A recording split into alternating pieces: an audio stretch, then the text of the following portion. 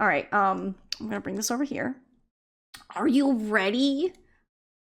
I don't think you're ready for this jelly. Are you ready? Here we go. And shtabam. Ta-da! Look at this! We got our tier list and I organized it. I organized it from the beginning to the end. I put the dossiers at the end just because they're different than the rest of the Nancy, so I thought that would be like a better way to kind of like organize. Is there a? Can you give me the link for this? Because I'm gonna rank my own as you're ranking yours. Yeah. It's a tiermaker.com is where I went to, and they actually had like a Nancy one already made, which was really cool. And they do have the dossiers on there. I can see that they're people of culture. They know, and what's funny is like up a little bit higher. I think you can look at like the community ranking to see like how the community, like how people like us online have voted for it too. So there's that. But yeah, so if you actually, you know what, I can probably just give you, I think, this link. I think it should take you right there, Wade. Thanks. Yeah. There you go, ma'am. Let me know if you get any issues with it. That got her done. Sweet. At the bottom, the Nancy's will probably be out of order, and I don't know why. They're not like in any sensical order. They're just everywhere. Oh yeah, I'm noticing that now. That's interesting. Well, I'll just go with like the order that you decide. Right. I think I was thinking about this before I started my own stream today. I was like, maybe we should do the dossiers first because they're separate than the rest of the Nancys, and they're kind of more fresh in my mind in the current moment since I like rushed through them yesterday and today to get them done to be here for this. Yeah, whatever you want to do. So I guess we can start with lights, camera, and curses. What did you think of that, Nancy? I feel like lights, camera, curses, it deserves a lot of respect because like it was, the first dossier in the Nancy Drew series, and I thought they did like a really nice job with it. I really liked it for myself. It was like a little different at first where you combine different objects together or certain ones. Nancy either had like look at them with like the tense eye icon or like she had her little hand like I'm gonna touch this. I think it's a lot more true to like a traditional like hidden object game. Yeah, absolutely. And I think my one gripe with it being like a hidden object game was there's no hidden object screen. I would have liked that for both of them, where like in the lights, camera, curses, where like Nancy goes to the proper room and it's all like trashed. It would have been nice if that would have been like a hidden object, like where Nancy's like, find the snake, find the crate, find the crowbar, stuff like that. And then Nancy's like, oh, I found a crowbar, I can open up this crate or whatever. I think that's my only gripe with them, is it played like a hidden object game and it just didn't have that. But some of the puzzles were fun in it too. Oh yeah, I really enjoyed them, like the different puzzles and the different like mini games and stuff. It was pretty good. Yeah, I thought this one was a really good one. I really had no problems with how it played, gaining around. Occasionally I'd have a hard time finding things. My only one true gripe with this game is they said the snakes were poisonous. And I'm like, don't you mean venomous? That's the reason that they stopped making the dossiers. I'm just saying because someone cancel them. Too late. They're already canceled. The third one doesn't exist. I know. Don't remind me. Which is sad because I played the other one, the Spawn Resort one, and then like how they usually have the trees like, here's my next case, and then I'm like, oh, there's another one, and then I looked it up and they're like, it was canceled, and her interaction just completely destroyed it. I was like, no. Yeah.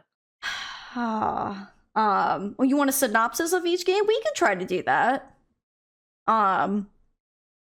Maybe we should do it for the major ones, just because these ones are kind of simple, I would think. I mean, like, we can still give like a description of like the dossier. So for anybody who doesn't know, with like the Nancy Drew series, most of the games fall under their adventure game series, but there were two games that we're talking about, which are the dossiers, and Lights, Camera, Curses was the first one in the dossier franchise. And with those, like we were saying, they're much more like hidden object game in their style, whereas the adventure games were kind of like point and click adventure, which are going to be all the rest of these. But Lights Camera Curses, you could probably give a better description of that, Ace, since you literally just played it Right. yesterday. All right. So in Lights Camera Curses, Nancy gets invited to a film crew or like a filming studio that's filming a TV show called Pharaoh, and she was brought on to be like the like assistant, like kind of like a gopher or whatever, like a just assistant to help around. But while she's helping around, she kind of stumbles on a mystery, and there's been like some accidents that have been happening at the filming, and they're like, what's going on? Is it cursed? Because all of a sudden this black cat's been showing up everywhere, and they're like, oh no, black cat, there's clearly curses, oh no. And Nancy's like, not on my watch, I'm gonna investigate. So Nancy investigates, and then you find out it's not cursed, it's someone sabotaging, and then you go through and you solve the mystery. And the movie theater that's happening is taking place at like an amusement park kind of weird thing that's like Egyptian and then like noir themed on like one side. And the original, because this is apparently this like a remake of the movie Pharaoh, in the universe, the first version of Pharaoh, like the actress apparently died, she got bit by a snake, and it was on the same location, but apparently that film set was like bulldozed over, and then this new set is built on top of it. So it's pretty interesting, kind of spooky, mysterious, but it was a good one. I really want to replay these again now. Well, this is gonna make me want to replay all the Nancys again. Oh yeah, very true. Yeah. I probably would say I'd give Lights Camera Curses probably an A. It's a really good one. Oh, okay, all right. Yeah. I'm pleasantly surprised that you went with A, because like you were just being so stingy for the longest time and refused to play the dossiers, and now we got an A ranking out of it. Let's go, baby. It's good. It's a very good Nancy. This is what happens when we bully Ace into playing games. Oh, well, like, okay, let me give you a little bit backstory with my history with this game. I think this one was gifted to me from Hannah for my birthday, not this year, but the previous year. And last year I was doing a big Nancy mega marathon where I was doing Nancy Sunday-thons. And I was like, okay, I just want to go like in order. It's at like a certain point. So I was playing them in order. So I didn't know where to put the dossiers in. So I figured, let me finish the Nancys and then I'll do the dossiers. And that was kind of heading towards around like December-ish. And then I got really, really sick at the end of December. And then I thought I was feeling better and gonna come back to playing Nancy in January when I started to feel slightly better. And it wouldn't let me like minimize it. It just like, if I like closed out of it while it was like open, it wouldn't come back up. So it kind of fought me. So I never really got to stream it, but maybe one day. Maybe one day. You got that sorted this time? Huh? You got that sorted this time where you didn't have to like it wasn't like crashing or anything when you played? So if I played it, it was completely fine. The problem is I couldn't like click out of the application. That's so weird. Yeah, so like so with all the old, like especially the really, really old Nancys, it like, because I have two monitors, it shifts all my monitors around. Like it will play here on this monitor that's right in front of me, but like it will reshift things from here to that monitor. It's like it shoves everything over. And so I'm like, I kind of want to be able to see my Twitch chat over here.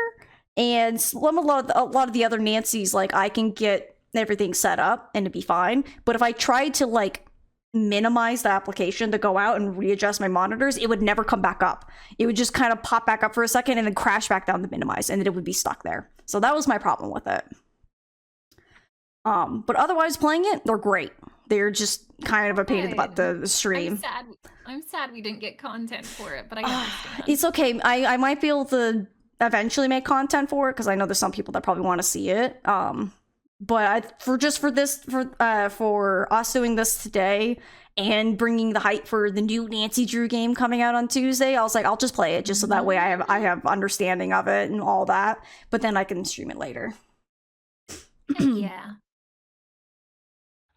For me, I think I'm gonna go B on Lights Camera Curses. Like, no hate for it at all, and like like I said, if anything, like a lot of respect, because it was like the first one in that like sub series. But there are parts of it for sure that I think could have been better. So yeah, I'm just gonna go like mid on that one. I think A or B I think is really good for this game, because this game, it was very good.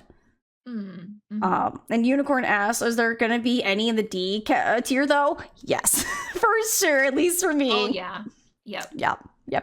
Unfortunately, but you know, it is what it is. Not every game's going to be a banger, and as we see, Nancy has a lot of them. So, so next, for the dossiers is the what is it? Sleuthing. I can't read it. So tiny. Resorting in danger. Resorting to danger. Yeah, it's really teeny tiny. Do you want to give a synopsis, or should I do it for this one? So, oh gosh, it's been a while since I've played Okay. this one, or really any of the Nancys, but like from what I remember with Resorting to Danger. So this one was the second game and final one in the Dossier series. Sadly. There's supposed to be a third one. I know, and they canceled it. But with this one, from what I remember, like Nancy, she like went to like work undercover at like a spa, like a resort, like hotel type situation. And like mysteries were unfolding, and she had to like do some investigations in like people's rooms and in like the different like facilities they had, like the salon and stuff there. It was good. Yep. I really like this one too. The one thing that's that you kind of missed, but it's probably because you haven't played in a while.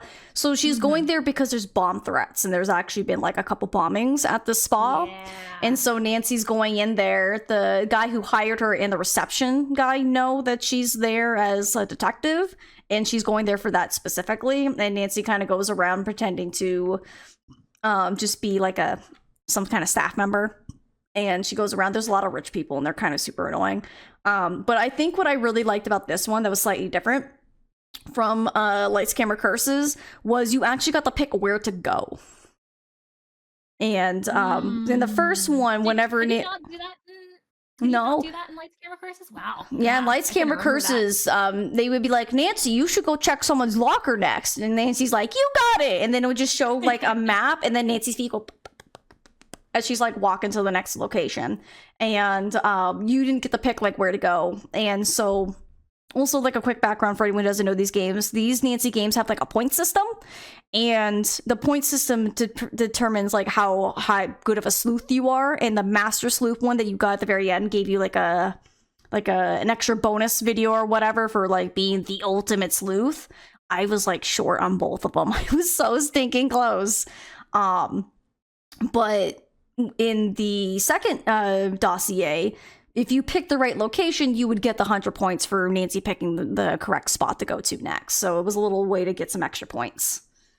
For that one, I didn't feel like I liked it as much, but I did like some of the puzzles a little bit more, I would say.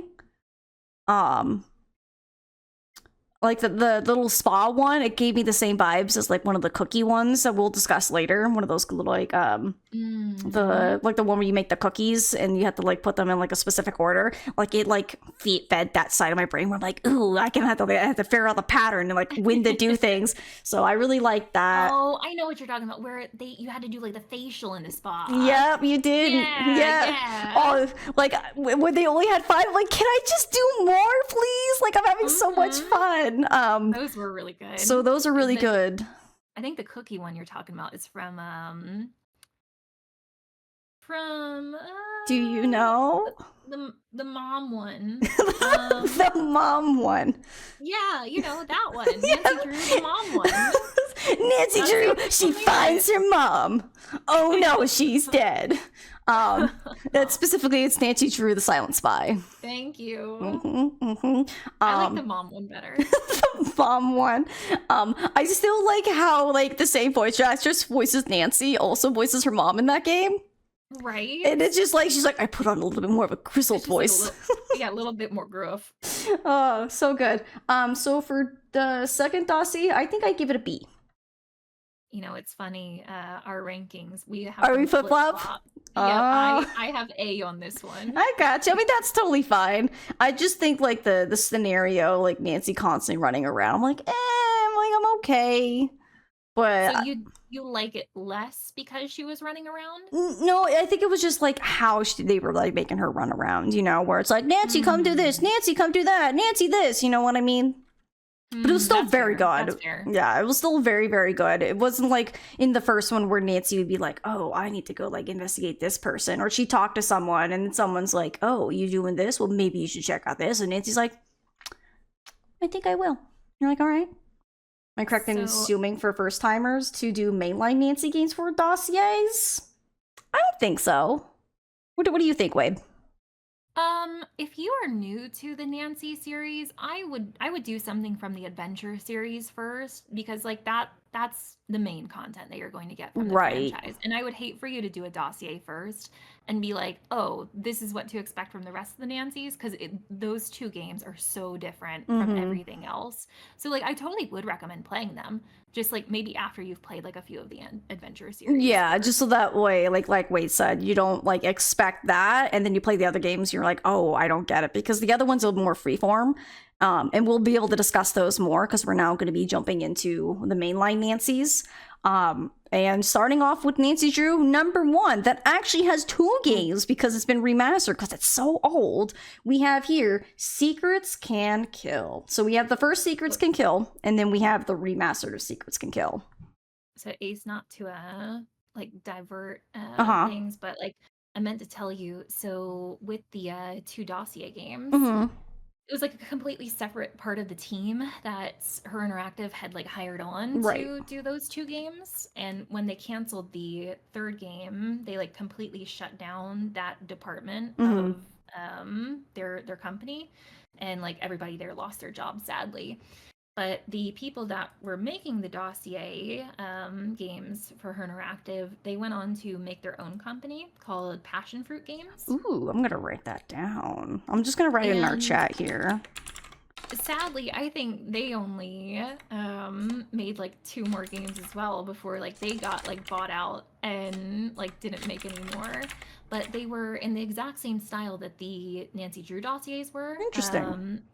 And the first one they made was called Tiger Eye Curse of the Riddle Box. Ooh. I don't know if you ever get any games off of like Humble Bundle. no, older. Older? What's the fish one? Big Fish Games. Okay, that sounds somewhat familiar. They have a lot of like hidden object style games. You might be able to get it on like Wild Tangent too. That's a really old one. All right. But if you have the opportunity, would really recommend playing those because Big Fish really Games. good. Hi, Crystal. It's good to see you. Hello. Hello, ma'am. Crystal. Big fan. Right, big fan, right? The Simply Press Start coming out here. Oh, holy smokes. Big fan. Hello. But yeah, we're doing a Nancy tier list, my friend, for anyone who's popping in. I know Crystal just popped in. But yeah, I'll take a look. I feel like my only problem with hidden object games is they're very, quick, unfortunately. But I enjoy them. They're fun and they're cute. Mm-hmm. Enjoy the mystery used case to files from the Big Fish. Nice. I used to play games on Big Fish Games all the time. They had some really good ones. Nice. So yeah, if you ever get something off of there, definitely recommend Tiger Eye. All right, good call. I will also write that down too. Tiger Eye. I'm like slowly taking notes over here. But anyway, so Sorry to divert. no, course. that's okay. That more games, more mysteries. Totally fine. So shall we go into the very first Nancy Drew game that even started this whole main series with Secrets Can Kill? So, with Secrets Can Kill, it's funny because my brother Gabe, who is now 21, Mm-hmm. but I remember when he was like something like 4 or something like that. He would always like call Secrets Can Kill. He always called it Secrets Can Kiss for some reason. And he would just like get like such like a chuckle out of that. He would like just like start dying, and I'm like, dude, are you okay? Right? Like, are you good? But do you want to give a synopsis for Secrets Can Kill, or should I? Oh gosh. You go for it. Okay, I'm gonna try my best because Secrets Can Kill, like I feel like most of it kind of like Oh, oh Okay, I think I am remembering like parts of this one. Again, Okay. it's been so long since I played some of these games, Okay. but from what I remember with Secrets Can Kill, I feel like this was one of the only Nancy Drew series where there was actually like a murder that took place, right? No. No? No. This is I'm not saying the only one, but one of the only ones cuz like I mean, a lot of I think them there's only still take 2. place. I think there's Yeah, yeah. yeah. Right. So one Mhm. of the only ones. I mean, But like I most of guess, them will yeah. take place with like something has been stolen or somebody's been kidnapped or something like that. And Yeah. this one jumped right into it and it's like, hey, somebody died. Right, like, not even like, oh, Nancy's like talking to these people and this person's been murdered. No, she walks in like, Nancy, we need you on this case. This guy's been murdered. Don't worry about it, but Mhm. someone's a murderer and you're just a little spunky little 18-year-old. Like, you figured this out. But yeah, like it was definitely like a really interesting start to Nancy. I find it very interesting that they did start with a murder, and then like everything else, they're like, but there's no murder.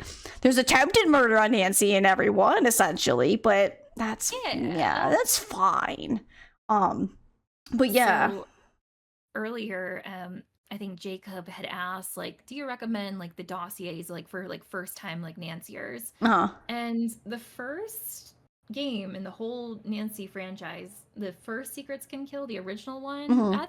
that's probably a game that I would also not recommend people to start It's with. rough. It's rough.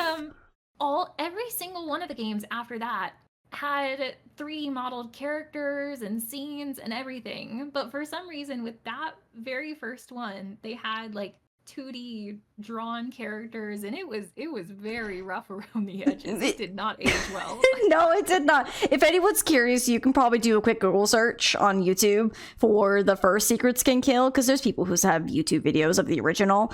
And then if you played any of the others and look back at that, you're like, oh my lord, Nancy, what happened? Like, you got a glow up from the first and then everything just became better. It's something. But it was the first, so it was like, I can't really hate it because it started the whole Nancy thing. And then they remastered it fairly early on. It wasn't like a really late remaster, so it still has a lot of the little bit of the early-ish kind of game jank, if I remember correctly. So, baby, don't be showing your dog butt. What are you doing? We got some dog booty? Yeah, she kind of showed her dog booty for a little bit. I was like, oh, no. Well, hello. Don't look at it. But I never played the original one, but I did play the remaster one because that was like the one that I could get a hold of. I've seen what the original one looked like, which is how I know it looks really rough. One thing that was cool from what I remember, I think they did have a different culprit like at the end, like than in the first one. Did they? I could be wrong on that, but that's like what I'm remembering. I could be completely wrong. I don't remember if it's different. I just know the endings they played out different, because if I remember correctly, in the remaster one that I play, like Nancy catches the culprit using her like wiles and her smarts to be like, I'm gonna trap this man with this thing that I find earlier in the game. Very sneaky. Yeah. And I think in the original, I think like, depending on like who Nancy like talks to or whatever, I know I have very like basic memories of I feel like the culprit, they were just like little shadow like figures, and like the one chick that does karate like judo kicked him or whatever. Oh yeah, you might be right. I have like very like kind of patchy memories. I'm like, I feel like I remember there was something like this. I think. Yeah. So now the question is, what would we rank them? For me, are we just talking about the original right now, or are we talking about both? We can do either or both of them. I feel like they're like almost kind of lumping together, at least for me. Yeah, that's fair. So for the original, I like, because it was so rough around the edges, like I would potentially rank it at D. However, since like you said, if it weren't for that game, we wouldn't have any of these other games. Right. I will bump it up to a C. Right. I think that's a good call, because they're decent. They're just a little rough, and especially the earlier ones, like they really kind of struggle a little, so it's a little something. It might go potentially B for the remake, Hmm. just because they made so many improvements. But overall, definitely not my favorite Nancy. Right. I feel like the amount of places that you could explore were very limited. That and my also my other criticism with it is I don't think it had enough puzzles. And I think that's why I think it really fits in a good C, because it just really had Nancy just kind of go around and talk to people and then just kind of spread gossip. To be like, I heard so and so said this. And they're like, what do you mean? And you're like, I don't know. I'm just talking to other high schoolers. Like, I don't know what you want. And when I That's played very it, accurate.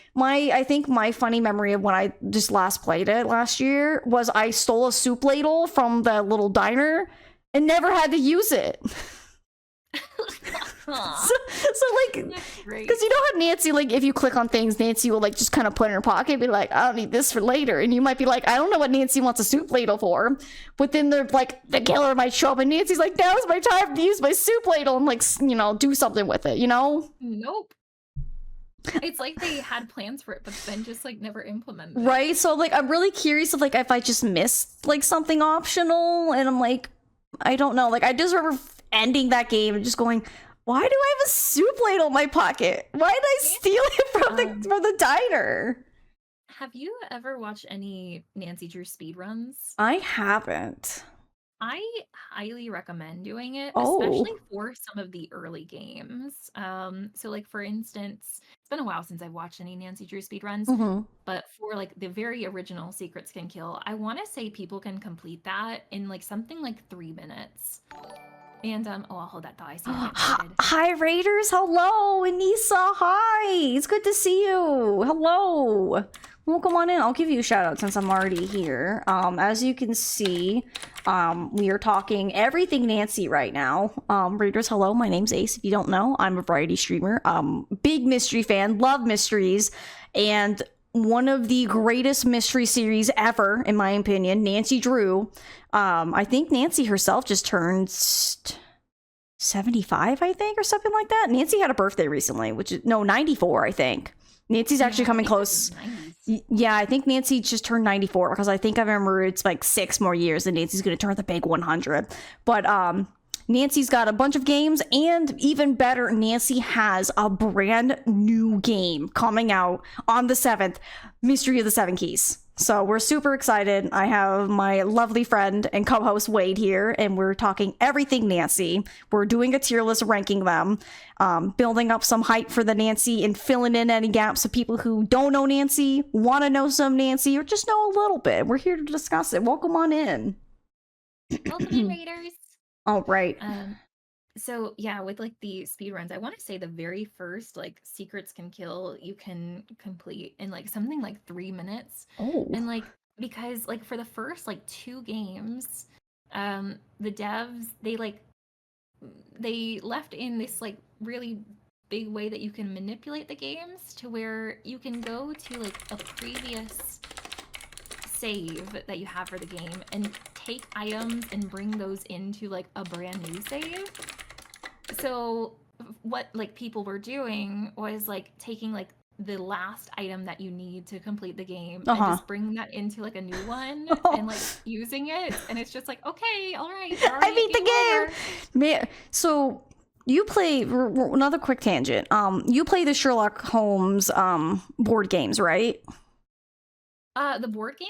Not like the kind of like the mystery, like the like the board, not like a board game, but like it's like a board game where it's like a box and it's got like a bunch of stuff in it. You know what I'm talking about? You're talking about what are those called? If Jess was here, she would know because I know she's been playing them. Who is Jess? Yeah, I've seen like Jess played it like forever ago. Nice. Yeah. I know Jenna. She's played them before too. I haven't played a whole lot of them, but I gotta say, they're like some of like the best. It's like one of the best quote unquote board games I've ever played. It's called Sherlock Holmes Consulting Detective. Yeah. I think when I watched Jess because she was streaming it like forever ago at this point, but at one point like her and her friend were like in a voice call like we are, just kind of like trying to figure it out, like you get rated on how many steps you take to go to certain places and then eventually solve the mystery. And apparently Sherlock always solves it so quick. So it's just like Sherlock shows up, I know who did it. It's you. That's kind of how it is with those speed runs. Nancy just shows up. I have a soup ladle. Bam, it's them. I win. Sounds about right. Yeah, that's what it made me think of. But yeah, so it's a pretty good Nancy. Definitely not one I'd recommend for a first time. And now next up we have Stay Tuned for Danger. And I have qualms with this one. And I think that's just because... Hello? Zoe baby? Hold on, let me let her out. Come on, Zoe. Zoe baby.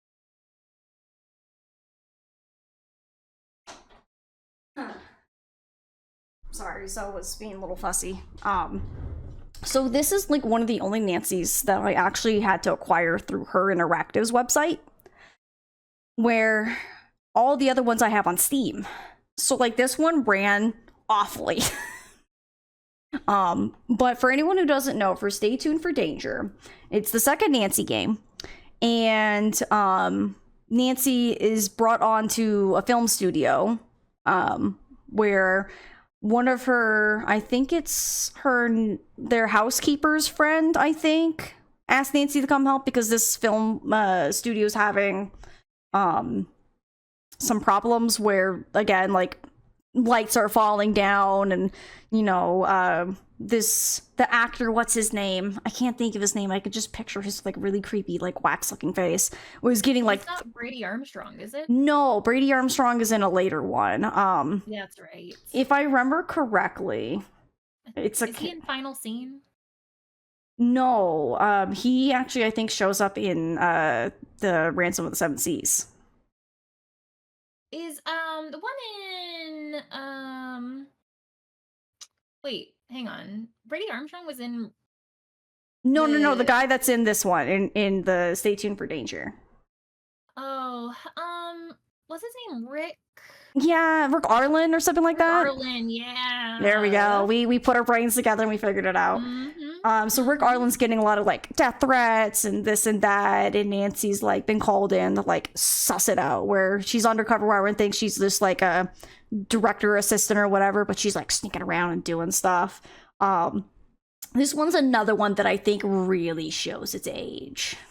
Yeah, like respect to this game because they stepped it up massively from Secrets Can Kill. This one actually did have the 3D modeled characters and like and sets and that kind of stuff. But overall, like just when I think about Stay Tuned for Danger, like it's just not memorable at all to me. So like for me, like I'd probably like I don't think I'd go D rank because again, like they did really step it up graphically from the first game, but I probably wouldn't put it higher than a C. No, I wouldn't. Like there was a lot I had struggles with it too. I can't remember playing because it's been like a hot minute since I played it, but I know if like we watched my VOD, we could probably see there's a part where I'm just like, what do I do? Like I needed to talk to one person. And I think what happened was because it's so old, some of the newer ones have a thing called a task list where Nancy can check things off that kind of like helps you know when you're progressing throughout the game and what you should do. What you should do and if you've done something. So in some cases where Nancy's like, I need to explore this guy's office. In the newer ones, Nancy will have a task list and you can check it and Nancy would be like, check. Well, basically say it's some. Or Nancy would be like, no, I still need to do that. So like if you can't uncheck it, that means you still need to look for something. I think I got stuck for a good 30 minutes in that game because I didn't look at one thing because the game didn't make it seem that I could click on this one thing. I was so upset. And I feel like the older games, like some of them had this thing too, where like kind of like you were saying, it was really easy to get like stuck on like the game's like, okay, you need to do this like one very like hidden and obscure thing to progress. And like you can't do anything until you figure out what this one little thing is. Right. So the newer games, I feel like got better about that. Yeah, because even if you need to look for that one thing, you can still like check it off where it's like, Nancy's like, I gotta search the tent. And then if you can't check it off saying Nancy's done searching the tent, that most likely means there's something you haven't interacted with, which kind of like gives you a good direction of like pushing you like, okay, if you can't continue, no one's talking to you, a certain person's not showing up that you feel like you should be able to speak to or whatever, try going doing this, which I think is nice. But with that one, it was so frustrating because I had done everything else. I even had people in chat look up a wiki to be like, what am I missing? And we're like, we did this, we did this, we did that. Like, we were just going down the list. I'm like, what did we do? And then I think it was where you was like, I think you gotta click on his credit card or something like that. I'm like, but I can't click on it. It's because I didn't click on it in the right spot. So that was also frustrating. It was, and it was rough because I was already there searching through his briefcase at that point in the game. So like technically, like I was already like in the right spot and everything. It's just like I didn't realize there was more to click on. So that was a little frustrating. All right. So next is the Haunted Mansion. Oh, it was a check. Yeah, you're right, Ryu. It was a check that I had to look at for Nancy to say something to then carry it on. But all right. Having flashbacks to that moment, it was something. All right, so Message in a Haunted Mansion. Do you want to do the recap or should I? You go for it. Okay, so Message in a Haunted Mansion. This one takes place in San Francisco, where so a lot of, like, for background for San Francisco, there's a lot of earthquakes. A lot of big part of San Francisco was destroyed, and they built on top of the rubble and stuff like that. So this is one of the, like, old ancient, like, kind of Victorian houses that's in the area. And these two ladies, I forget their names, it's been a long time, but they bought the house and they're trying to renovate it to be like a bed and breakfast. And Nancy gets brought in because accidents keep happening. And they're like, I don't want to sell this house. I already, like, spent all my money. Nancy, come help us. So Nancy comes in to try to help. Nancy's asked to kind of do some tasks around the house to kind of help them, like, get the house up while also, like, kind of sussing out who's, like, causing these accidents and whatnot. And I think this is the very first Nancy game that actually kind of starts getting to the spooky category. Because one of the ladies who helped, like, co-buy this house is all like, this house is haunted. And as you walk around, there's a lot of spooky things that happen that I think are really good. They're, like, not as good as some of the later ones, but I think for, like, their first attempt into, like, that spook category, I think it was really good. Yeah, I agree. Like, thinking about, like, the first 3 games, like, I think we've, like, seen improvements every time, but I feel like this one made significant improvements in terms of, like, overall gameplay. I'd say my only gripe with this one, that I can think of, like, I'm not as crazy about the Nancys where, like, you were just kind of confined to one location. Yeah, I get that. And this was definitely, like, one of those. So I'd say that's my only gripe with that. Yeah, I can see that. Also, interestingly, the last time I played it, I never went into the girl that did the seance. I never went into her room. How did you complete the game? I don't know. So I apparently found out that, like, because at one point, like, I could just never go into her room because I never could talk to her, where she said, oh, hey, you can, like, come into my room at any time. And I don't know if it's I just never went to her room when she was supposed to be in there. I don't know. All I know is I remember last time I played, I'm like, I never went to her room. You completed it somehow. With some of the, like, things that you can find in her room, I think I just remembered from, like, playing it years and years ago. I'm like, I know this is in her room, so I was able to solve some of the puzzles just without it. But I think I really liked it. I liked the exploration of the house. I really liked the character interaction. I liked the character story, the surprise at the end. I like how you, like, get the bad person at the end by, understanding the layout of the house and, like, how to do something. So I really enjoyed it. I think I'd give Haunted Mansion a B. Because That's where I put it too. Yeah, I think I really enjoyed it. It's not, like, the best Nancy, and it's definitely not the worst. It's a very good, nice in the middle. I feel like you can get a little lost in it if you don't know what you're doing, but otherwise I think it's an overall good Nancy experience. Agreed. And next up is Treasure in the Royal Tower. Do you want? It's funny that they came out with Haunted Mansion and Treasure in the Royal Tower, like, back to back, because, like, whenever I think back on the 2 games in my mind, I feel like they were extremely, like, similar kind of in their like the map designs, if you will. Like obviously one was a house and one Right. is a castle. Right. But like they did have some similarities like to them, and like you're kind of confined to like those two buildings for the entire gameplay. Yeah, I mean, I can get that. I think for me, I think I just have a little bit more rose-tinted glasses for Treasure in the Royal Tower because this was my very first Nancy. Okay. So for me, like I'm a little bit more biased towards this one, but I can see its flaws.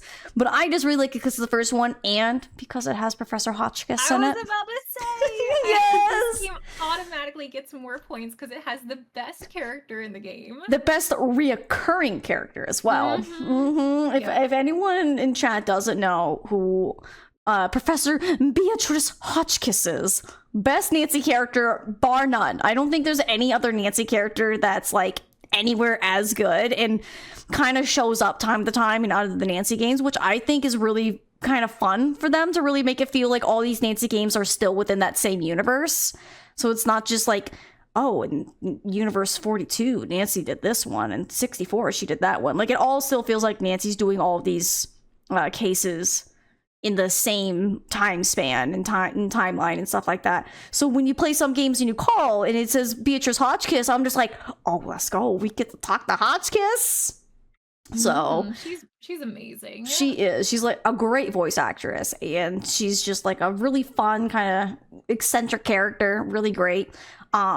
But a quick a synopsis for this one. Nancy Drew is going on vacation. A little bit different than the other one. She's like, I'm going to vacation, and she's going to Wisconsin.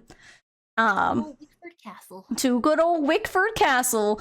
But then when she gets there, oh no, she's been snow blizzarded in, and she's like, oh man, I guess we're not gonna get to go skiing. Gosh, darn.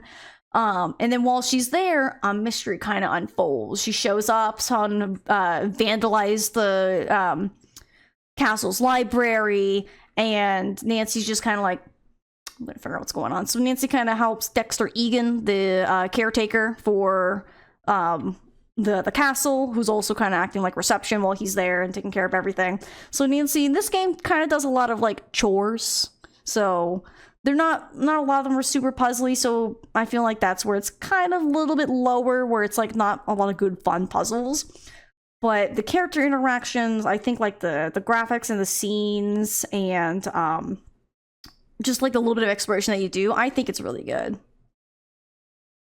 Yeah, I would agree with like some of that for sure. For me with this one, like I would probably rank it at B, same as Haunted Mansion. However, because it has the best written and best voiced character in like any of the Nancy Drew games, I'm gonna bump it up to A myself. It's got to be an A. Like, it's so good. It's a fun mystery.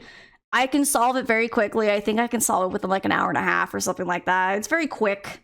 But it's really fun. I really like the characters. They had some really good books to read in it. Like, I think it's just a really good Nancy. And obviously, like, if it was made a little bit later, I think it would be even better and have a little bit more puzzles. But it is one of the earlier ones, but it was slowly starting to kind of get towards more of the newer ones and like improving on the Nancy formula. All right, next we have the final scene. Do you want to give a synopsis for that one? I love the final scene. Yeah? I do. I really do. You know, despite this being another one of the Nancys where like you are confined to kind of just one location, the location that you're in just like was so big. Oh, I'll hold that thoughts. Oh no, keep going. I'll chat. It's fine. No, you go ahead. Oh, okay. I was chatting anyways. Hi, Burville. Thank you so much for the wait. The raid. It's Wade. Thank you for me. Yeah, thank you for bringing Wade over. It's so crazy. But Burville and Raiders, hello. Welcome on in. If you don't know me, my name's Ace. I'm a variety streamer who loves mystery games. And speaking of mystery games, the greatest of mystery games is finally getting a new game. So we're doing a Nancy tier list. So we're discussing all the Nancys, giving synopsises for the games, what we liked about them. I got my lovely co-host, Wade Lady, on here. So please also give her a follow as well. Thank you. But friends, go give Burtville a follow as well for kindly rating us. Burtville, let us know what you were doing as well. But yeah, we're talking everything Nancy. If you don't know Nancy, know a little about Nancy, or just want to know more, you're in the right spot because we're going to be chatting nothing but Nancy. We've already gone through the 2 dossiers and we're kind of going through the games chronologically. So right now we should be on Nancy Drew number 5, the final scene. So thank you for the raid and welcome on in. Welcome in, readers. I'm trying to remember. Oh yeah, with this game. Yes. So like it was another Nancy where like you were confined to like one location. However, the location just like felt so big that like I guess I didn't mind it as much. But I also really liked like the setting of it and how it was designed and like the characters and stuff like that. And I do remember being surprised by who the culprit was. Right, yeah. It was a Yeah. really good one. All I have to say to what you have to say is fight the power. Fight the power. Yes. It was so good. Oh, it's a very good one for sure. The premise of this one, from what I remember, Nancy is going along with like her friend Maya, and Maya is like a reporter, and she's like going to like interview one of like the actors, I believe, at this like old theater. Mhm. And like while there, like Maya gets like kidnapped, and like It starts out real quick. It's a case that starts like that.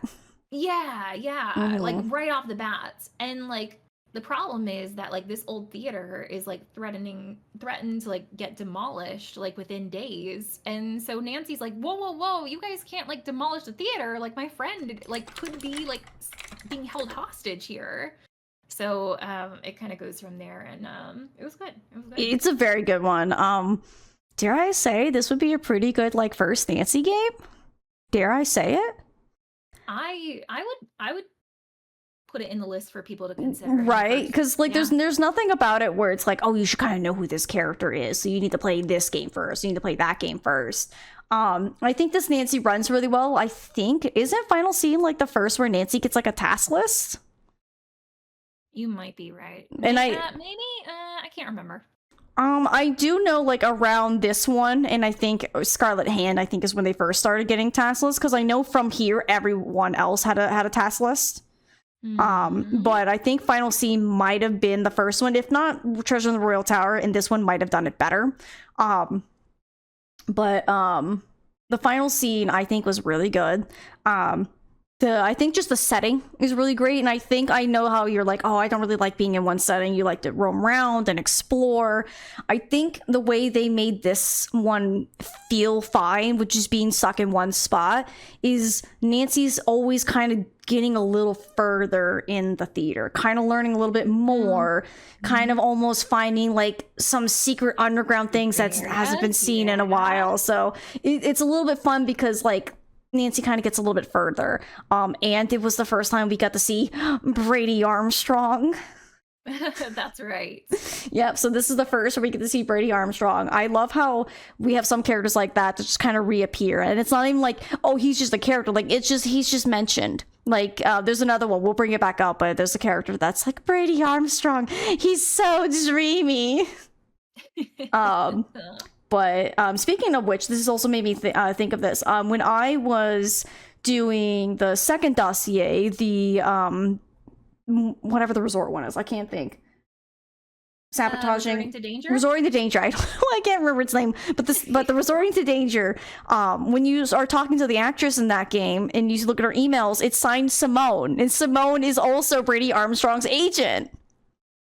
Oh. So when I was reading that, I was like, oh my god, it's her agent Simone, because like she's being threatened. So Simone's like, you need to like publicize this a bit more. You'll definitely get it. I'm like, that's such a Simone like thing, just to be like, are you getting threatened? Publicity, baby. It's gonna make this thing great. I'm like, Simone, they're in danger. Stop it. But so where are you putting this one? Honestly, I think it's an A.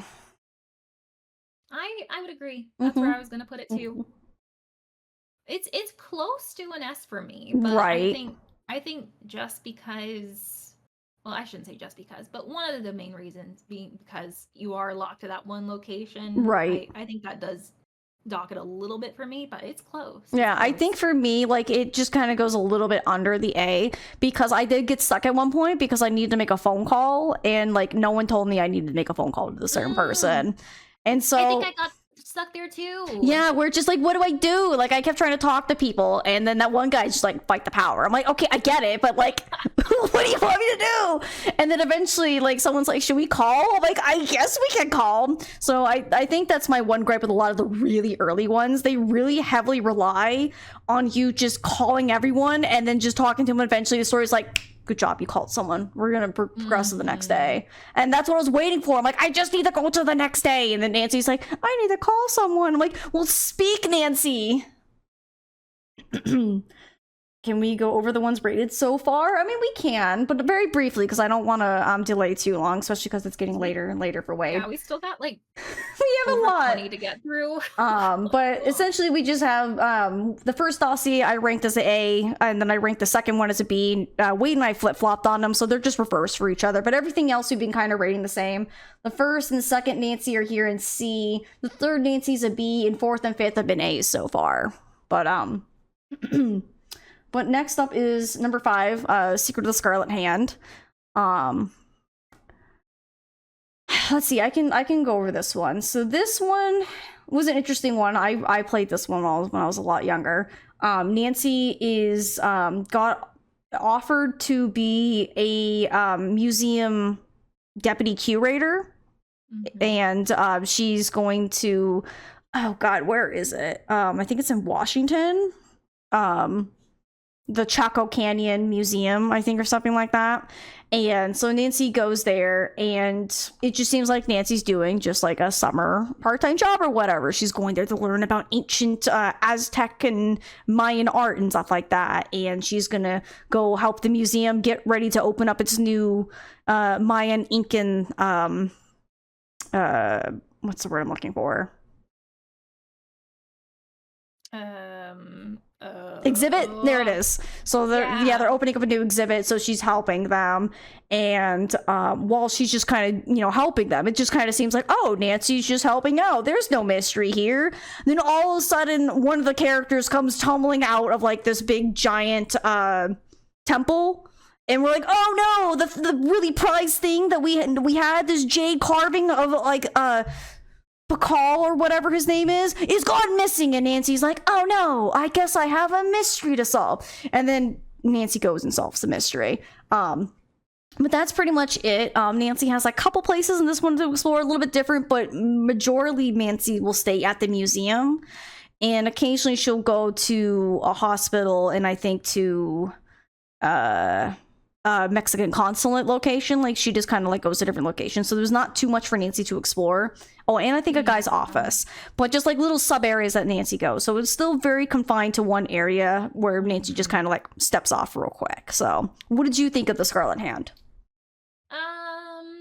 Definitely not one of my favorites. I think, like you said, with it being like just the museum, like that played like a big part in it for me, but like overall I just wasn't like amazed or like surprised by it, anything like that. So I mean, I don't know if I'd put it at, I don't think I would put it at D. I don't think I think for me, yeah, for me, I think it's a solid C. It's not, it could have been a lot worse, but it could have definitely been better.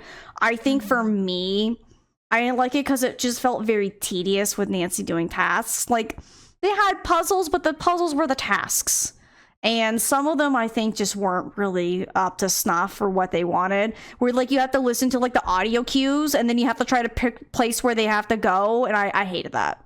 That one was the absolute worst of trying, like, to put the right audios with the right figurines in, like, the exhibit. And I felt like I'd driven myself insane. Like, I have my Nancy notebook somewhere in here, and I think for this one game, like, I was like, this one is Q, and this one's K, and this one's I, and I was losing my mind. So, it was an interesting mystery, but I think it was unfortunately really plagued with, what's the word I'm looking for? Just not really much of a mystery, and mostly just Nancy just doing menial tasks, Yeah, agreed. Do Do you want to do the recap for or the synopsis for Ghost Dogs and Moon Lake? Oh, so from what I remember about this one, Nancy like goes to stay with her friend who like owns this like cabin by a lake. And like as like soon as she gets there, like the friend's nowhere to be seen, and like I think they talk on the phone. The friend's like, "Hey, I'm being like harassed by these dogs. I just like had to get out of there." And Nancy's like, what do you mean?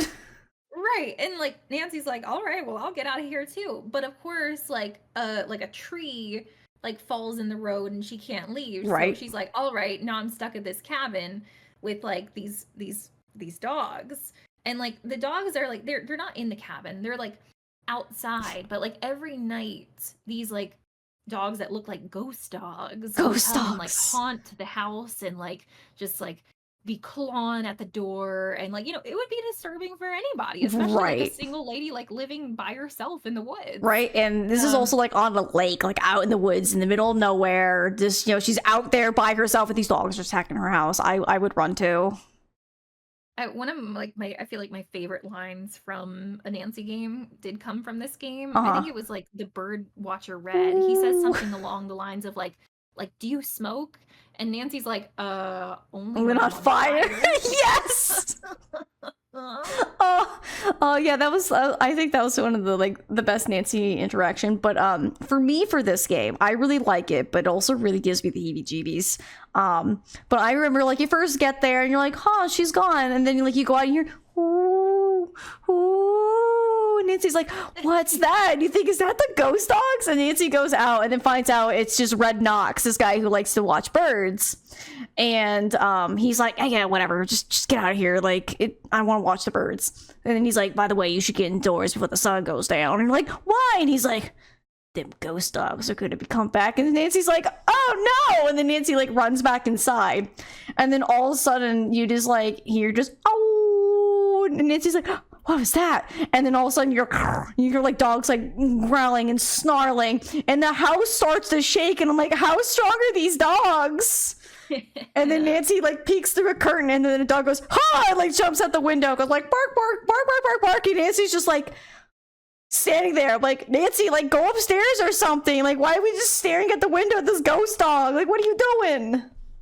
But that... So like sad news about this game. So like I know a lot of people like play these games on like Steam, and thankfully they have them on there. But, like back in the day, like I bought like all of these games like kind of before Steam was like really a thing, and, right, like, when they still had like the physical like discs and stuff like that. And so for Ghost Dogs of Moon Lake, I was like playing through the game for the first time. This was, you know, probably 20 years ago at this point, and was like close to the end of the game, and like I get to a point in it where like any time that I would go to like this mandatory location that you had to go to progress, it would cause the game to just crash. Weird. Like every time. And so like it was devastating because I was like close to the end of the game. Oh no. So like what I had to do, like I bought like another disc, another version of the game, and like that one worked out perfectly. So it was just like something like with that one disc. Oh, it didn't like you. Yeah, like I was just like so angry at this game for so long. I would be too. And, like, I was like, I'm never playing it, but I did eventually, you know, buy that second disc and play through it. Now, I really like this one, even though it does kind of give me the heebie-jeebies, just because I'm a huge scaredy cat. Like, I don't like being scared. But I think it's a really good Nancy. It's really fun, and it breaks away from what Wade hates, being stuck in one spot. Because you have the house, you can go to Red Knox's tree tower, you can go out on a boat once you fix it, to where you then go to a general store, you can go to the park ranger's location, and then there's a graveyard and like a tree maze that you can navigate. So it was really good, different like setup. So I think this game really started having Nancy like explore, instead of being like, you're here, Nancy, find the mystery that's here, like figure it out. So this one, like, Nancy has to go out and explore, and there's a day and night cycle. Nancy can, like, when you go upstairs, Nancy can set an alarm to change the day or night, depending on who she needs to talk to and where to go. Nighttime, she can't go out on a boat. So if it's nighttime, she's staying by the house. So she's either going to Red Knox or going to the graveyard. During the day, she can kind of go everywhere, but she can't talk to Red Knox because he's sleeping because he only goes out at night, which is weird because you can't really see birds in the dark, but whatever. He can do what he wants. But I think I really, really like this game. Like the puzzles were really fun. Oh yeah, like I think it's like one of my like little darling old ones. Like the puzzles are really fun. Like the history that they like develop of like who these ghost dogs belong to and the house history and how the different characters are like existing in like in this area and how they see and how they think this whole like park and the Moon Lake should be, I think was really great. I think I would give this game an A because I love this game.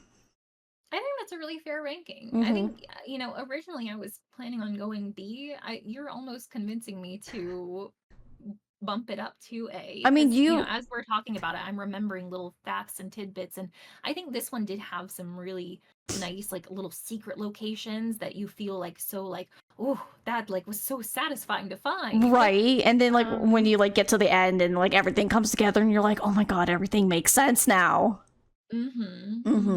But you know what, Ace? I think you might have convinced me. Let's go! Yeah. Hey, there you go. Like it deserves. It's a great game.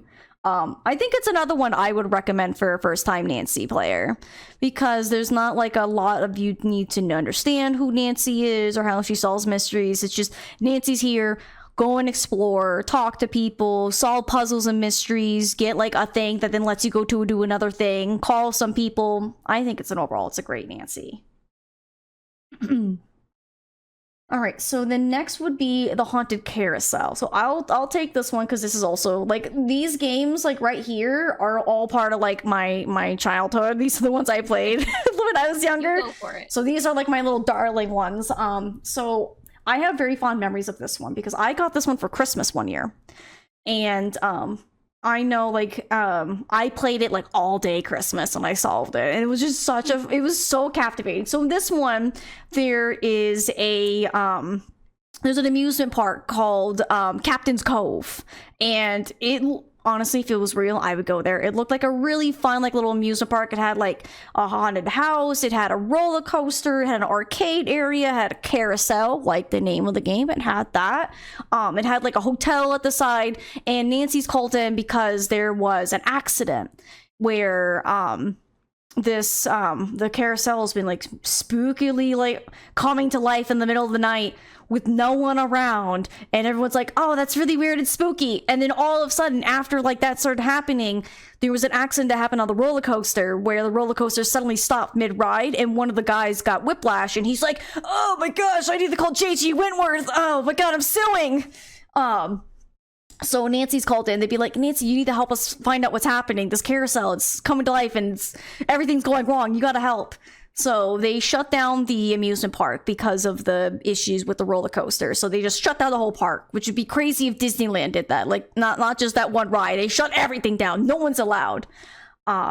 So Nancy goes in and she, talks to Harlan Bishop, who's like the security guy. There's Joy Trent and I forget the artist's name, and and Ingrid. Ingrid was the engineer. You can tell how much I love this game that I remember all the characters. Ace, you're forgetting the most important character in this game. Miles, the magnificent memory machine. I love Miles. But anyway, so Nancy goes in there and she explores the park, and I really liked it because when you left an area, so like say you started the game at Harlan Bishop, which is the front of the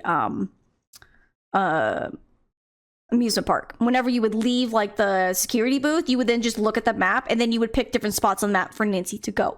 Excuse me. And then once you were there, you got to explore.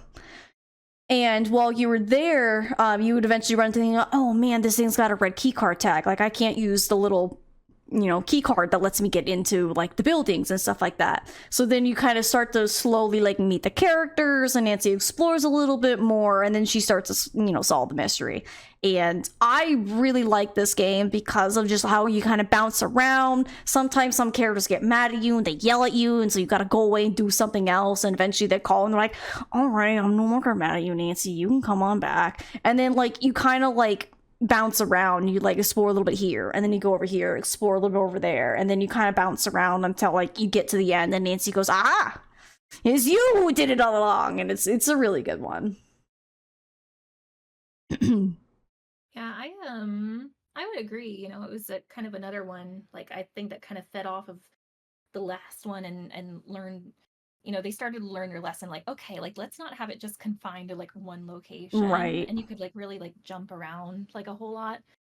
And I thought the like culprit at the end was like a nice like twist too. So yeah, this was a solid Nancy for sure. Easily an A for me.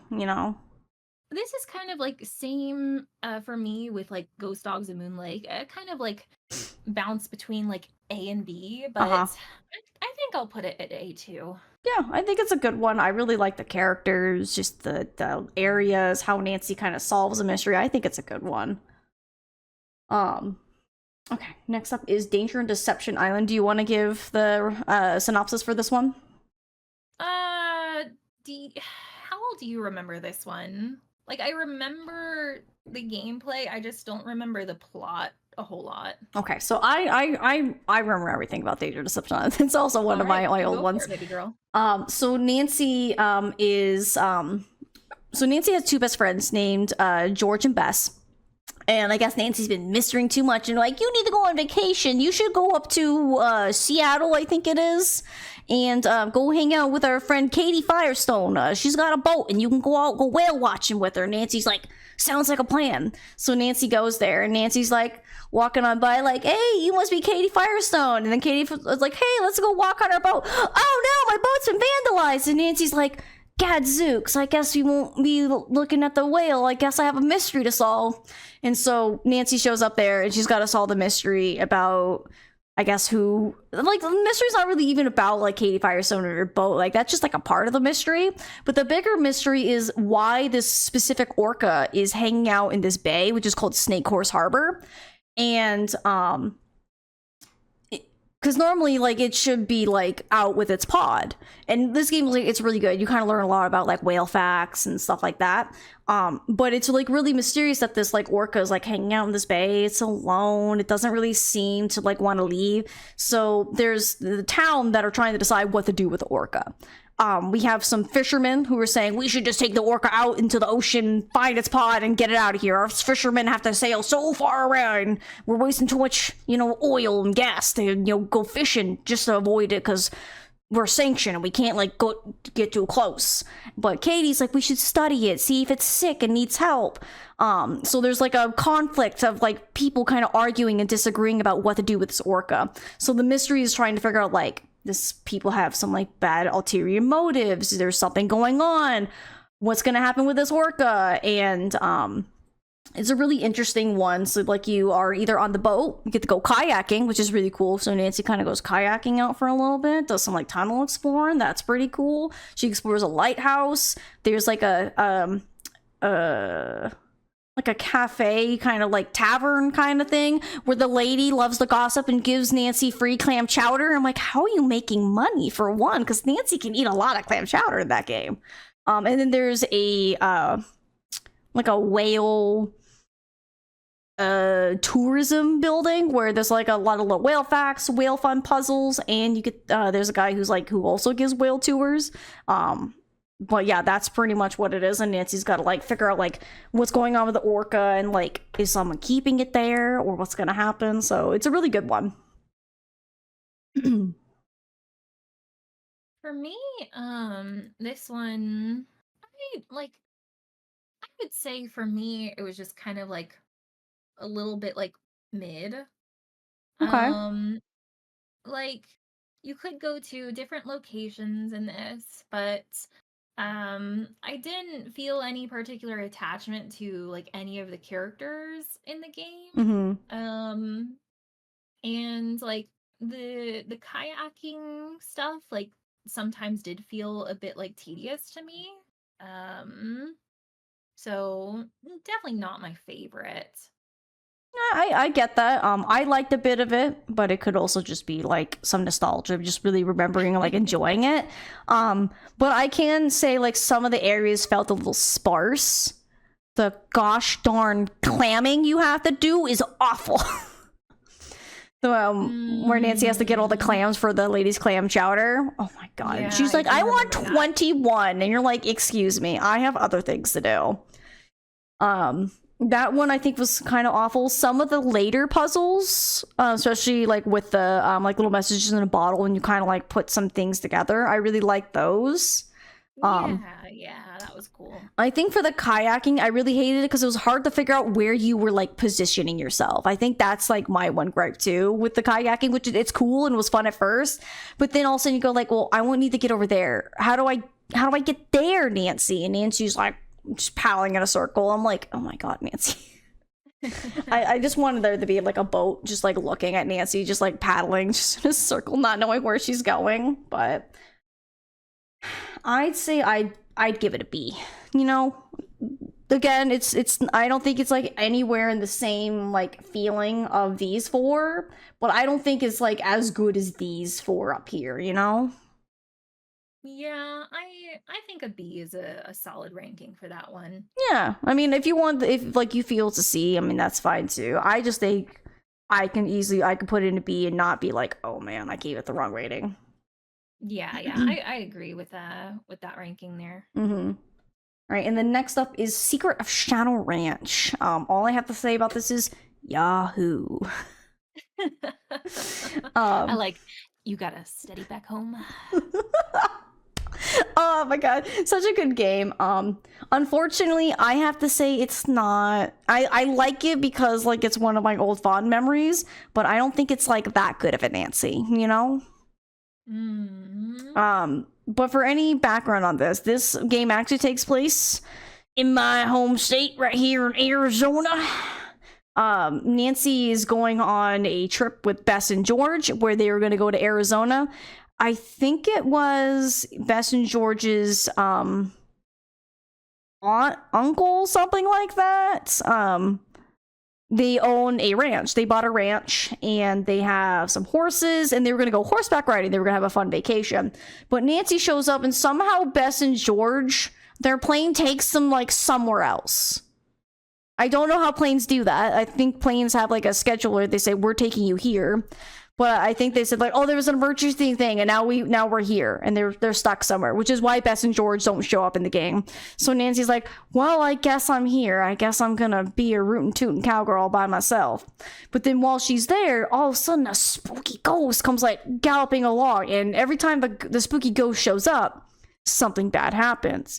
Right before Nancy shows up, the spooky horse showed up, and in the owner's of the ranch, there was a rattlesnake in the room and it bit Ed, which is I think cousin Ed, Uncle Ed, something like that. So it bit him, and then that's why they're not there either. So the two owners are gone because one's in the hospital because he got bit by a rattlesnake. And then while Nancy's there, just kind of having a fun cowgirl poke time, learning about horses, trying to defend for her life against evil chickens and get their eggs, and get yelled at by Shorty the cook because you apparently picked the wrong vegetables when it clearly looked like they were fresh. I hated that part. They have a cookout, everything seems fine. Oh no, the horse shows up, and then their like outhouse or plumbing house or whatever explodes water. And then Nancy's like, I'm gonna find that stinking ghost horse if it's the last thing I do. And so then Nancy goes through exploring to try to find who the ghost horse is. She talks to the sheriff. She travels to different places to like a shop. There's like a cool like little rock area that Nancy climbs later. There's just like a random trail. Not a whole lot Nancy really sees, but I mean it is the desert. So it's a pretty good Nancy. I feel like the locations were a bit sparse. I feel like it was another one where Nancy was unfortunately been too much like, Nancy, you gotta do this, Nancy, you gotta do that. Like, they're just given tasks for Nancy to do, and so it's not like Nancy's like finding puzzles and she's like doing stuff. Like, I feel like a lot of the better Nancy's is Nancy finds a puzzle, doesn't know how to solve it, does something else, gets the clue that she needs, then solves the puzzle. This was just, Nancy, go pick vegetables, Nancy, go pick eggs, don't touch that chicken. That chicken's gonna murder you, Nancy. Don't do that. And then it's like, all right, you did your chores. Now you can go out on your horse. And you're like, yay, I did my chores for the day. That's what it really felt like, which is really sad because I really liked the art style for this game. The characters were great. I just think like what Nancy did in this game was a little, you know. That's fair. For me, like, it's not my favorite Nancy, but at the same time, I feel like this game had some really fantastically written characters. I felt like the locations that you could go to in the game were like very like diverse. So that was quite nice. Mm-hmm. For me, I think I might put this one at A. Really, I think I'm gonna be a little bit different. I'm gonna say it's B. Like it's you know, it's good. It's just I think it had a little too much of like the samey chores like back to back to back, you know.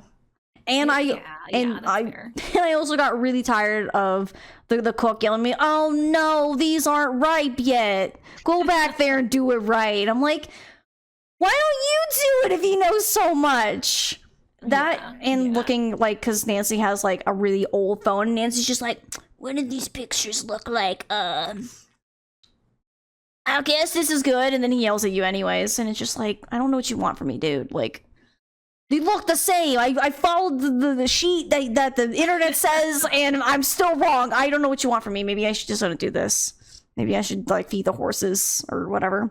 I think another reason why I'm giving it a B is I like you were on my stream when I was struggling to figure out what to do, and it was like that one thing I just had to click and I just didn't know it was there. Oh, yeah, that one, this game, it definitely did have some like very like hidden stuff that you had to find.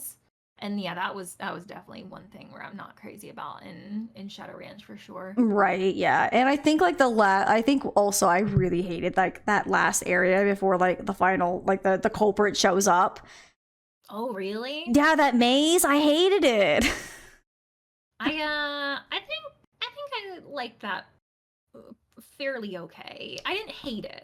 I think my last playthrough I did, I struggled in it because I was missing one last key, so I had to like circle around trying to find where it was. Yeah, so it was really hard to find some of those. Yeah, so but otherwise, like, it was a pretty good one. It just like I wanted to like it more, but like part of it I just like, I just don't like the chores, but that's okay. Yeah, that's fair. Do you want to do this synopsis for Blackmore Manor? I would love to do the synopsis of Blackmore Manor. I had a feeling. This, I do believe, was my very first Nancy Drew game. Really? Okay. Yeah, and then I went back and played the older ones after that. Okay.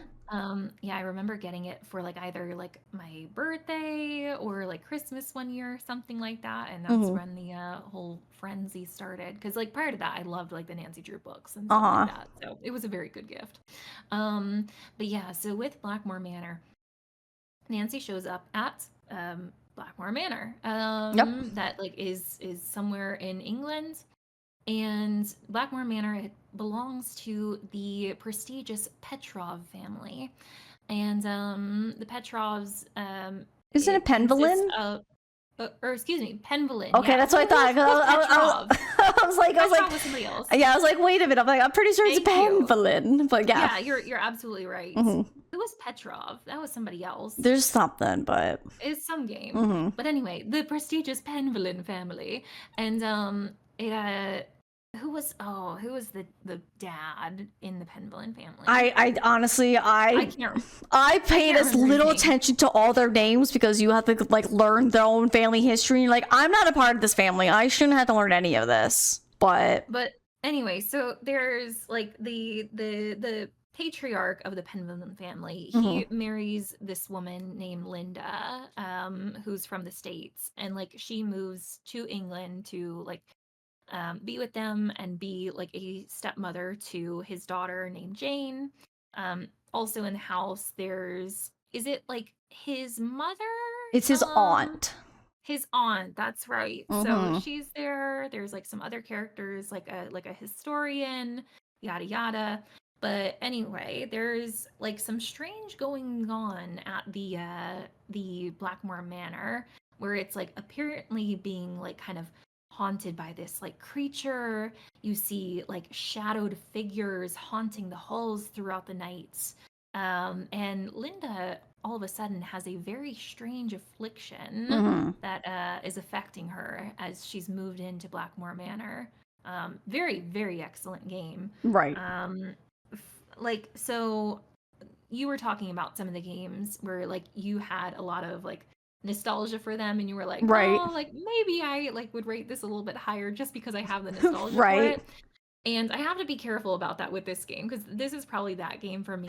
Okay. I have gone back and played this game since, I originally played it. Mhm. And going back to it, I was like, man, some of these puzzles, they are horrible. There was some like, you're like, why is this a puzzle? Like, for the love of God, like the water pipe thing, like trying to get the pipes in the right order. I'm like, I don't know if this is Yeah. right. Like, Nancy's not a plumber.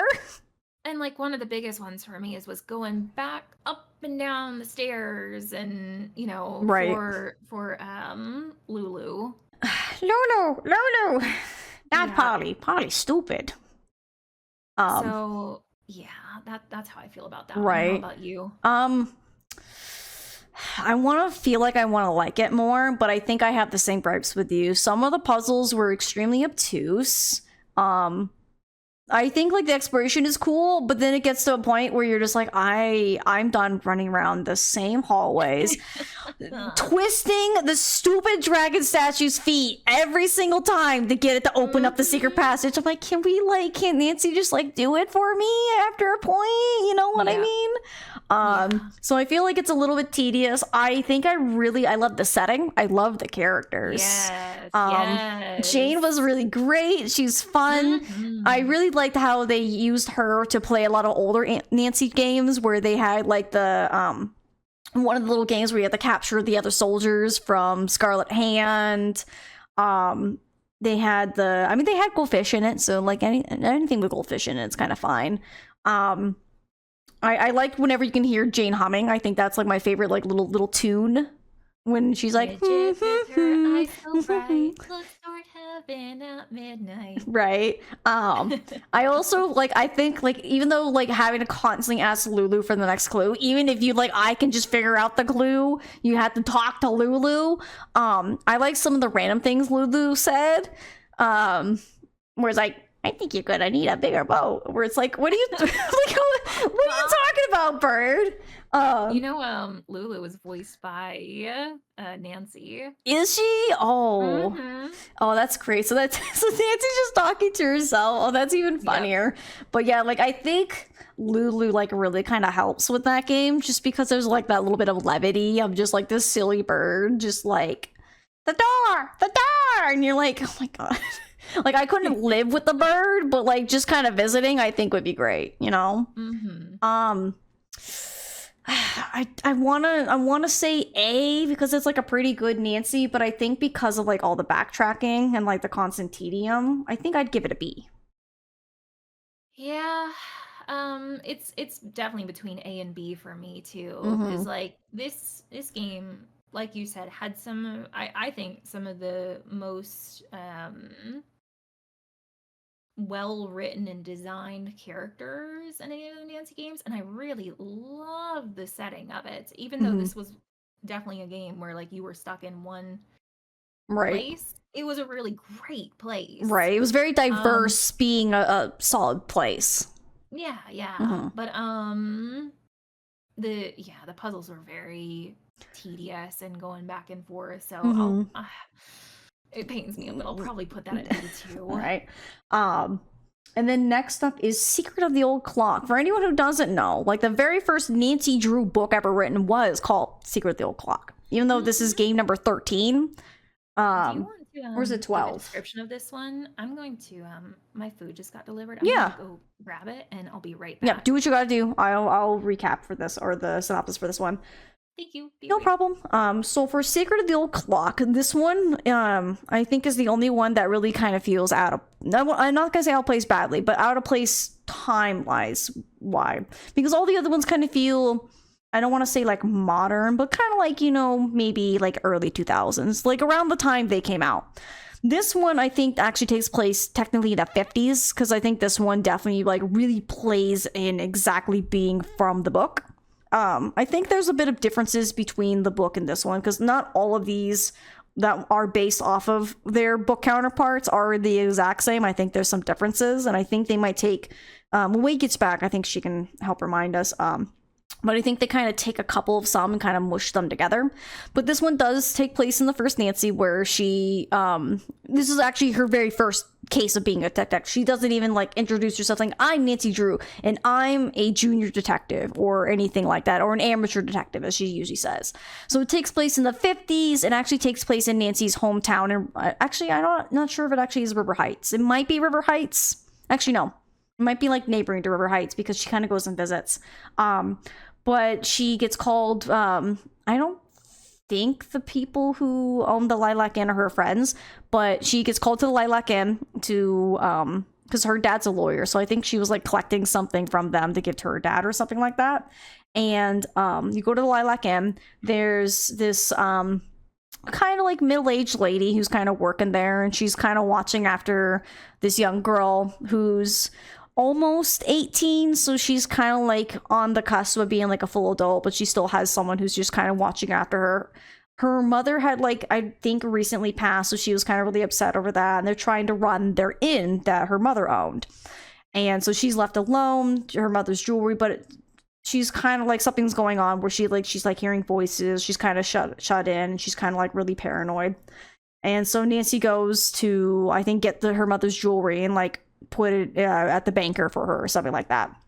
And then all of a sudden something happens and there's a fire, and they get called out of the house, and they're like, oh no, how are we gonna pay for this? We can't lose our kitchen now. And then after that they go back upstairs and she's like, oh my god, my mother's jewelry's gone. So all her jewelry's gone. So they had a fire and now her jewelry's gone. And Nancy, being the really kind-hearted woman she is, she's like, I'm gonna figure this out, even though she's never been a detective before. This is also the very first Nancy game that actually had Nancy travel. So normally in the Nancy games, you would kind of like click on the location and then there'd just be a loading screen and Nancy would just plop wherever she needed to be. In this one, whenever you left the location, Nancy would get into her car and then she would drive around to wherever the next location is. And you have to watch out for potholes, you have to watch out for your gas meter, so you would have to drive around the town. So if you pop your tire, you have to put on a spare, so then you would have to go to the gas station, you have to pay for a new tire or get it repaired and get gas. So there was a little bit of money management that you had to do with this one.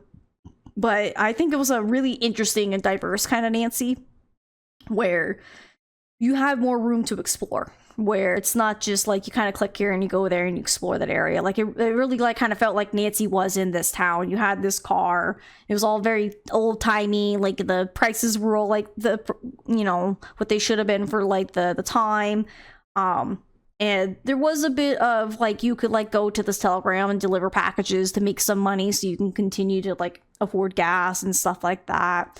And then as you drove around kind of doing stuff, you would go to different locations to, you know, explore. There was like a side house that was like kind of adjacent to the property of where the Lilac Inn is, where there was this old guy named Mr. Topham. Was it Mr. Topham? No, I think that's the guy who's there.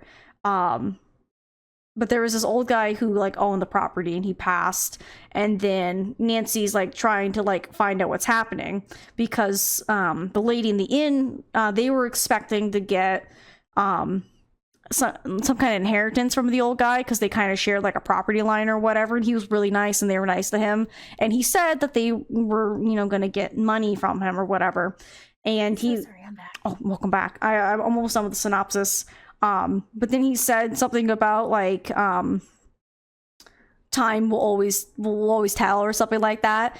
And but supposedly the will that came out said that Richard Topham, this other guy who's like, I can teach people to be psychics and unlock their psychic potential or whatever, moved in and said like, his will says I got everything. So Nancy's like, there's gotta be an actual other will so it can help them with the inn and whatever. So then Nancy goes on the quest to hunt for where the real will is, and it's a really great mystery. Yeah. There are parts about this game that I liked and that I didn't like. Okay. For me, the biggest thing that I did not like, and you know, for some people this is not going to bother them whatsoever. Right. But for me, I did not like that for some reason all of a sudden, like, you know, because all the other games have been like kind of, you know, in chronological order. Right. Where like, and this one randomly, they're like, okay, we're in the actually, 50s. Like, Nancy's in like an alternate dimension, and like she's in the 50s, and it's like, wait a minute, all the other ones were like present day. Right. Yeah. I was So explaining just, like, that. yeah, it was just something that like really like always like bothered me and still bothers me to this day. I'm Yeah. like, how does that like realistically work? Right. It feels very fish out of water. And I think it's because they Yeah. really wanted to pay like this specific game homage to like the first book, you know, where Nancy is in the 50s. Yeah. I just don't know if it still really just throws me off. Yeah. Another thing that I was not crazy about in this game, hmm because this was the one where you like had to drive. This was the everywhere, very right? first time they introduced the driving mechanic. I didn't like the driving. Some people might love it. I didn't like it. hmm That was just me. But overall, aside from that, I feel like the gameplay and the puzzles were pretty solid. hmm And I liked some of the characters too.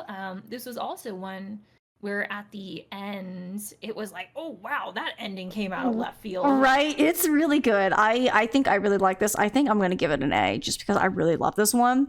I think the only thing keeping me from just saying it's an S tier Nancy is the driving and then having to constantly do errands to make money to afford gas. Yeah. A little annoying. I'm gonna put this one, I think, at B myself. That's okay. Yeah. I mean, I really like the puzzles. Mini golf wasn't that much fun, but like I feel like a lot of the other puzzles, like getting to the shed and doing this and doing that, was like I really enjoyed these puzzles. They were good. Yeah, for sure. There were some great ones. And then so since you're eating, do you want me to do the synopsises while you're trying to eat some food? If you can at least get the Blue Moon Canyon, that'd be awesome. Yeah, I can do that. I just want to make sure because I know you're trying to eat. Thanks, friend. Of course. So Blue Moon Canyon's another one of my favorites. I think I want to say it's my favorite. Like it's hard. It's really hard to say about these Nancy to say like it's my favorite, but it's one of my favorites. I really love Last Train to Blue Moon Canyon. So in this one, it's there's a train and it's going to it's the last time this train is going towards Blue Moon Canyon. And there's this really rich lady that's kind of really based off Paris Hilton. Blonde hair, wants to be really rich and elite, and she wants to be an actress and stuff like that. So like if you can picture Paris Hilton, that's this character. And she invites a bunch of people to be on this train. So she invites Tino Balducci, this one guy who's a cop, this other guy who is a part of a paranormal like ghost TV show, Charlena Purcell, this like really big famous romance novelist. Love Charlene. I think actually real quick for Charlene, she first appears in Secret of Shadow Ranch. She is someone who Nancy calls to get some information on Dirk Valentine in that case. And then she actually makes a physical appearance here in Last Train to Blue Moon Canyon. And and my favorite part is when Nancy talks to her, Nancy can say, "You don't remember me, do you?" And she's like, "No." Love the sassiness of Charlene Purcell. And then the other people that the actress or the Paris Hilton stand-in invites is the Hardy Boys. And this is the very first Nancy Drew game where the Hardy Boys make a physical appearance. I don't remember them they might be in some phone calls for some of the earlier ones, but this is the first time you get to see Frank and Joe Hardy physically in person in the flesh, looking like what they would look like from their books. They looked a little bit different in that one game. They changed up the appearance of them in like some console. It's like every single game they change them. I'm like, what is wrong? Leave them the way they are. Have you seen the meme of I think it's Joe where he's just like cheeseburger.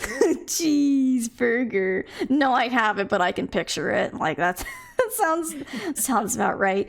And then Nancy gets to tag along because the Hardy Boys kind of got her to be like a +1 with them. And then the Paris Hilton stand-in, I forget her name, keeps calling Nancy a wrong name. And she's like, and you must be Natalie. And it's like, it's Nancy Drew. And she's like, yeah, whatever. And then she's like, I gathered you all together because we're going to try to find not Dirk Valentine. That was a Shadowridge. That was Shadowridge. I forget the name, but there was like this one guy who like apparently like was super rich back in the day. He owned this train car like way back in the day, and he apparently found like a glorious mine that he had all his money. And she's like, we're gonna find that mine and find his treasure. And then all of a sudden the lights go out and she goes, ah! And she disappears. They're like, oh, where'd she go? Oh, and then this one guy's like, it was ghosts. I knew we shouldn't have messed with ghosts. And it's like, really, dude, ghosts? Okay, whatever. So then she goes missing, and then everyone kind of disperses along the train to try to find where she went, except for Charlene Purcell. She does not give a shit. She's just like, I have a deadline, so she's just there just writing her book the whole time. So then Nancy gets to explore the train car, solve puzzles, and continues down the case and figures out where the mine is and stuff like that. And that's the premise of that game. And I have to say, I love it. I love pretty much almost every little bit about this game, except for like the little slug weight thing on like kind of early on in the beginning, because I'm bad at math. But other than that, everything else is really great. The characters are really great. It's the first introduction of Tino Balducci. Really well written character and well voiced too, right? Like, so if anyone who doesn't know who Tino looks like, kind of picture what like Krunk looks like from Emperor's New Groove, and then make him a little bit less buff, but then make him kind of like a hot cop, and then also make him really, really dumb. That's Tino, who's also like very like high, like I'm the greatest cop ever to be. Big-headed. Right. And he makes multiple appearances, so every time like after this you're just like, oh god, Tino, why? And he always thinks he's like, I'm the greatest, I'm the best cop, that's why I'm in all the interviews and whatever. And you're like, all right, slow down. We're Nancy Drew. It's not Tino Balducci's game, okay? Let's just put that straight. But I think it's really great. I really like the puzzles. Why don't you tell us what you think of it? I think with this particular one, like, I don't think there was any major aspect of it that I can remember where I was like amazed by the gameplay of it and the puzzles and stuff. However, like also thinking about it, there's not anything that I don't think I really had any specific problems with anything either. Right? And like you said, Tino Balducci's in it, so that gives it extra points. Right. I think for me, I'd probably flip-flop between B and A, but maybe A. Okay. I think I'm gonna go crazy. I'm gonna say it's an S. It's like one of my Your first S tier? It's one of my favorites. So Last Train Blue Moon Canyon, it's so good. I think even the last time I played it, I just had a blast, except for the stinking math puzzles. Those are the worst. We don't talk about those. But everything else is great. Like it's so much fun. I think it's a good one. I think it's also, I would say this is another one that if you'd ever played a Nancy game, I'd say be good. Because like it doesn't expect you to know who Frank and Joe Hardy are. Like she's like, oh, it's Frank and Joe Hardy, and you're like, all right, cool, I'm cool with these people.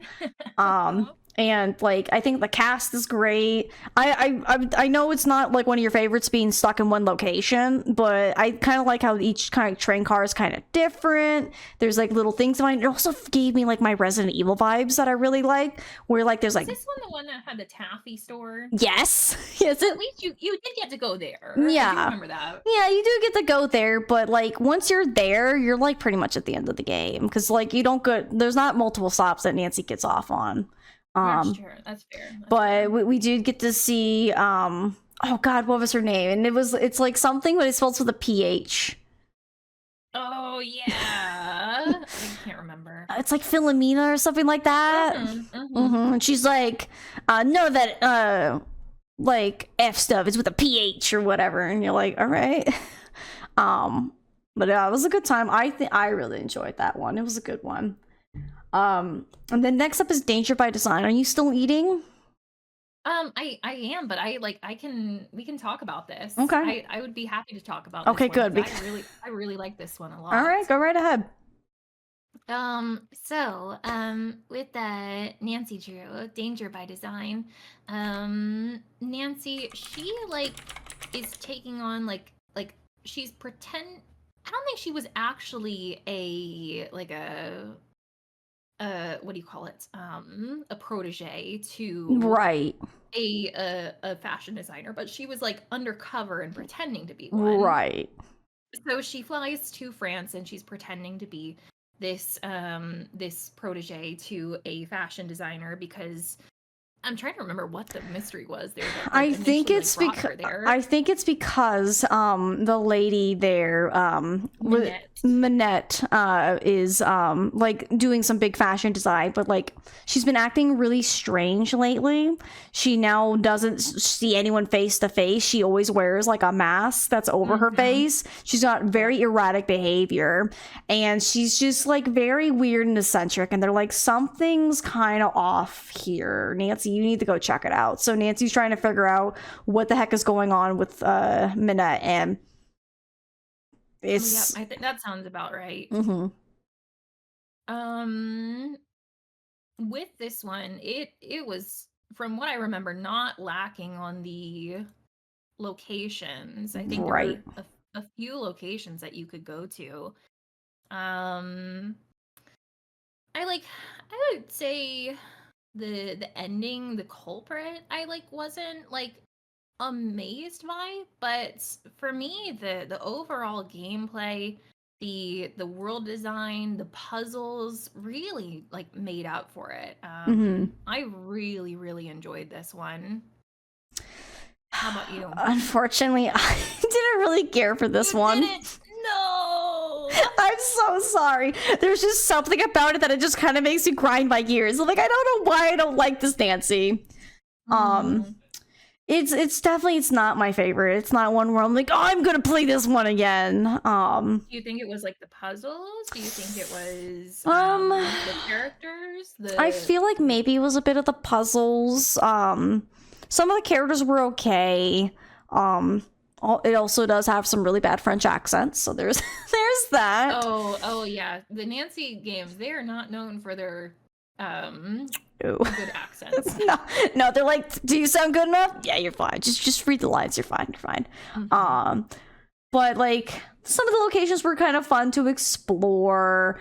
I think like my gripe with it, like near the end, I'm not sure like what happened, but like my decoder thing got like stolen from me, and I'm like, and I got to like one of the puzzles where you have to decode a message or what to figure out. I'm like, I don't even have this book.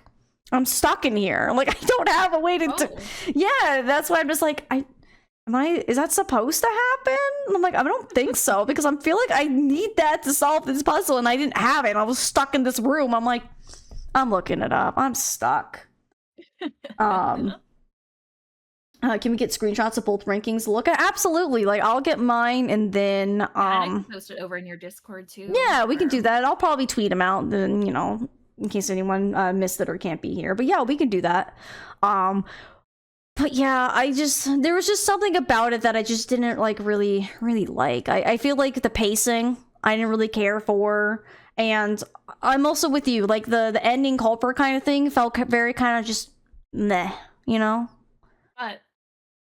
is this game did have tea making. It did have tea making, except she was eccentric, and you're like, you gotta make it this way, you gotta make it that way. If it was like kind of like a fun, like I really like the food mini games where you like make orders and stuff like that. Those are my favorite. I like those too. Those are my favorite. Well, I say I like those. It depends on the game, because there's a lot of games where I did like those, and I'm thinking of like one game where I hated it.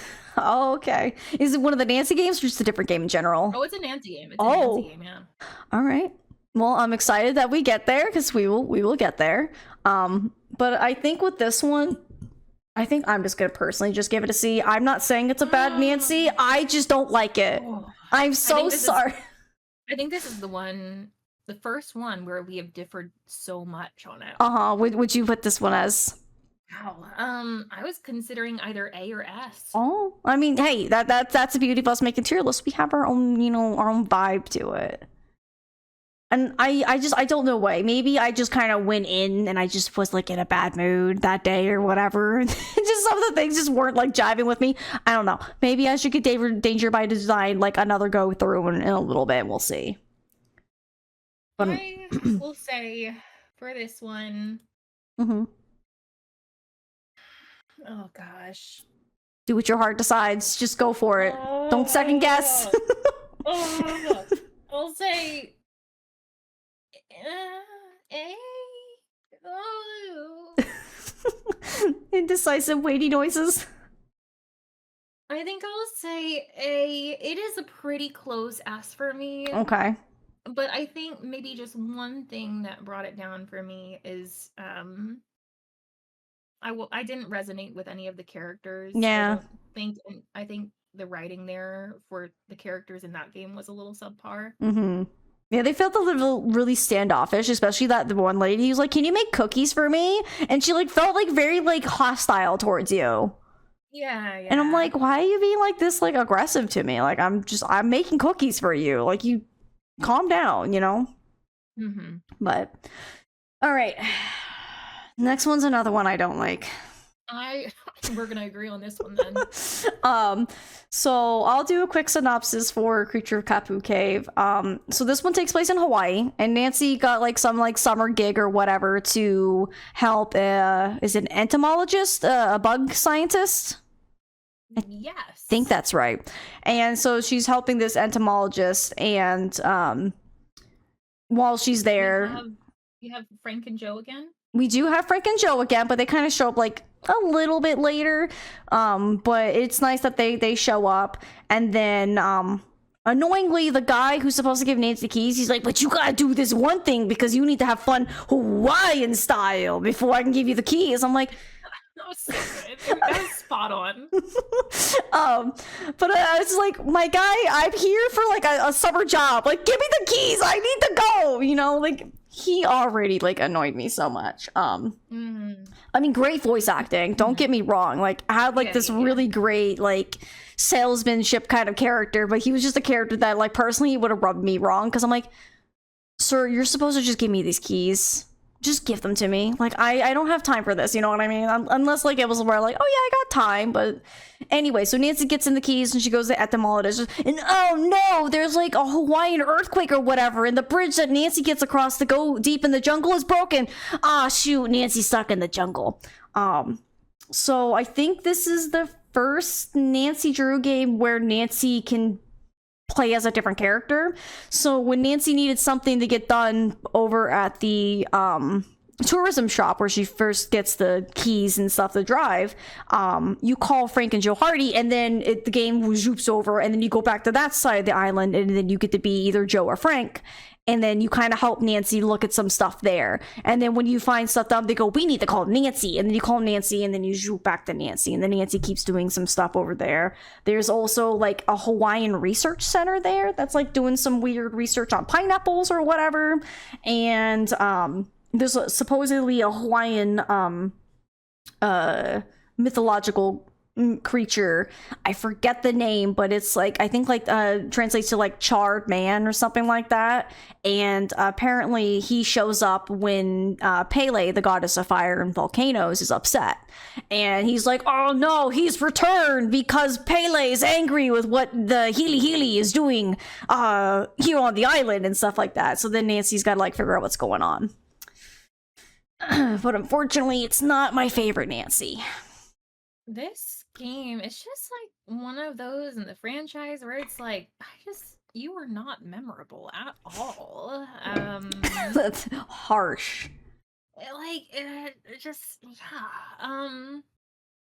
Like, I'm debating between either D and C. Honestly, I think I would just give it my D just because it's not like a fun one for me to play. Yeah. It's just like, so the puzzles, I don't feel like were that like, oh man, like I solved this puzzle, I really like this puzzle. It was just kind of like, yeah, okay, I'm doing this. I hated doing like the Frass like research where you were literally doing research where you collected stuff from her catchers or whatever, and you had to like measure out the bug parts, measure out the seed parts, and like, and if you did it wrong, you had to do it again, and it's just like, oh my gosh. And With like the game, oh, sorry. Go ahead. Oh, I was gonna say, and I didn't like the culprit at the end either. I was just like, Oh yeah, totally agree with that.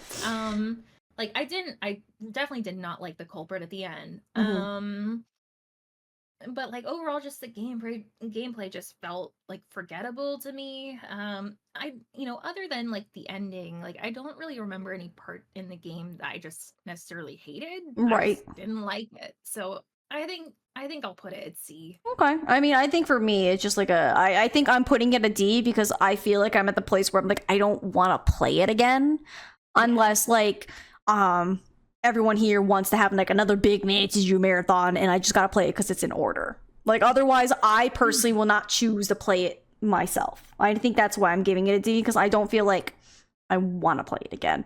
I feel like they almost made it like, we're making it really beautiful and tropical, and that's kind of just it in the vibe. And then I also didn't like Frank and Joe Hardy were kind of forced to be very tedious to like grind money for certain things.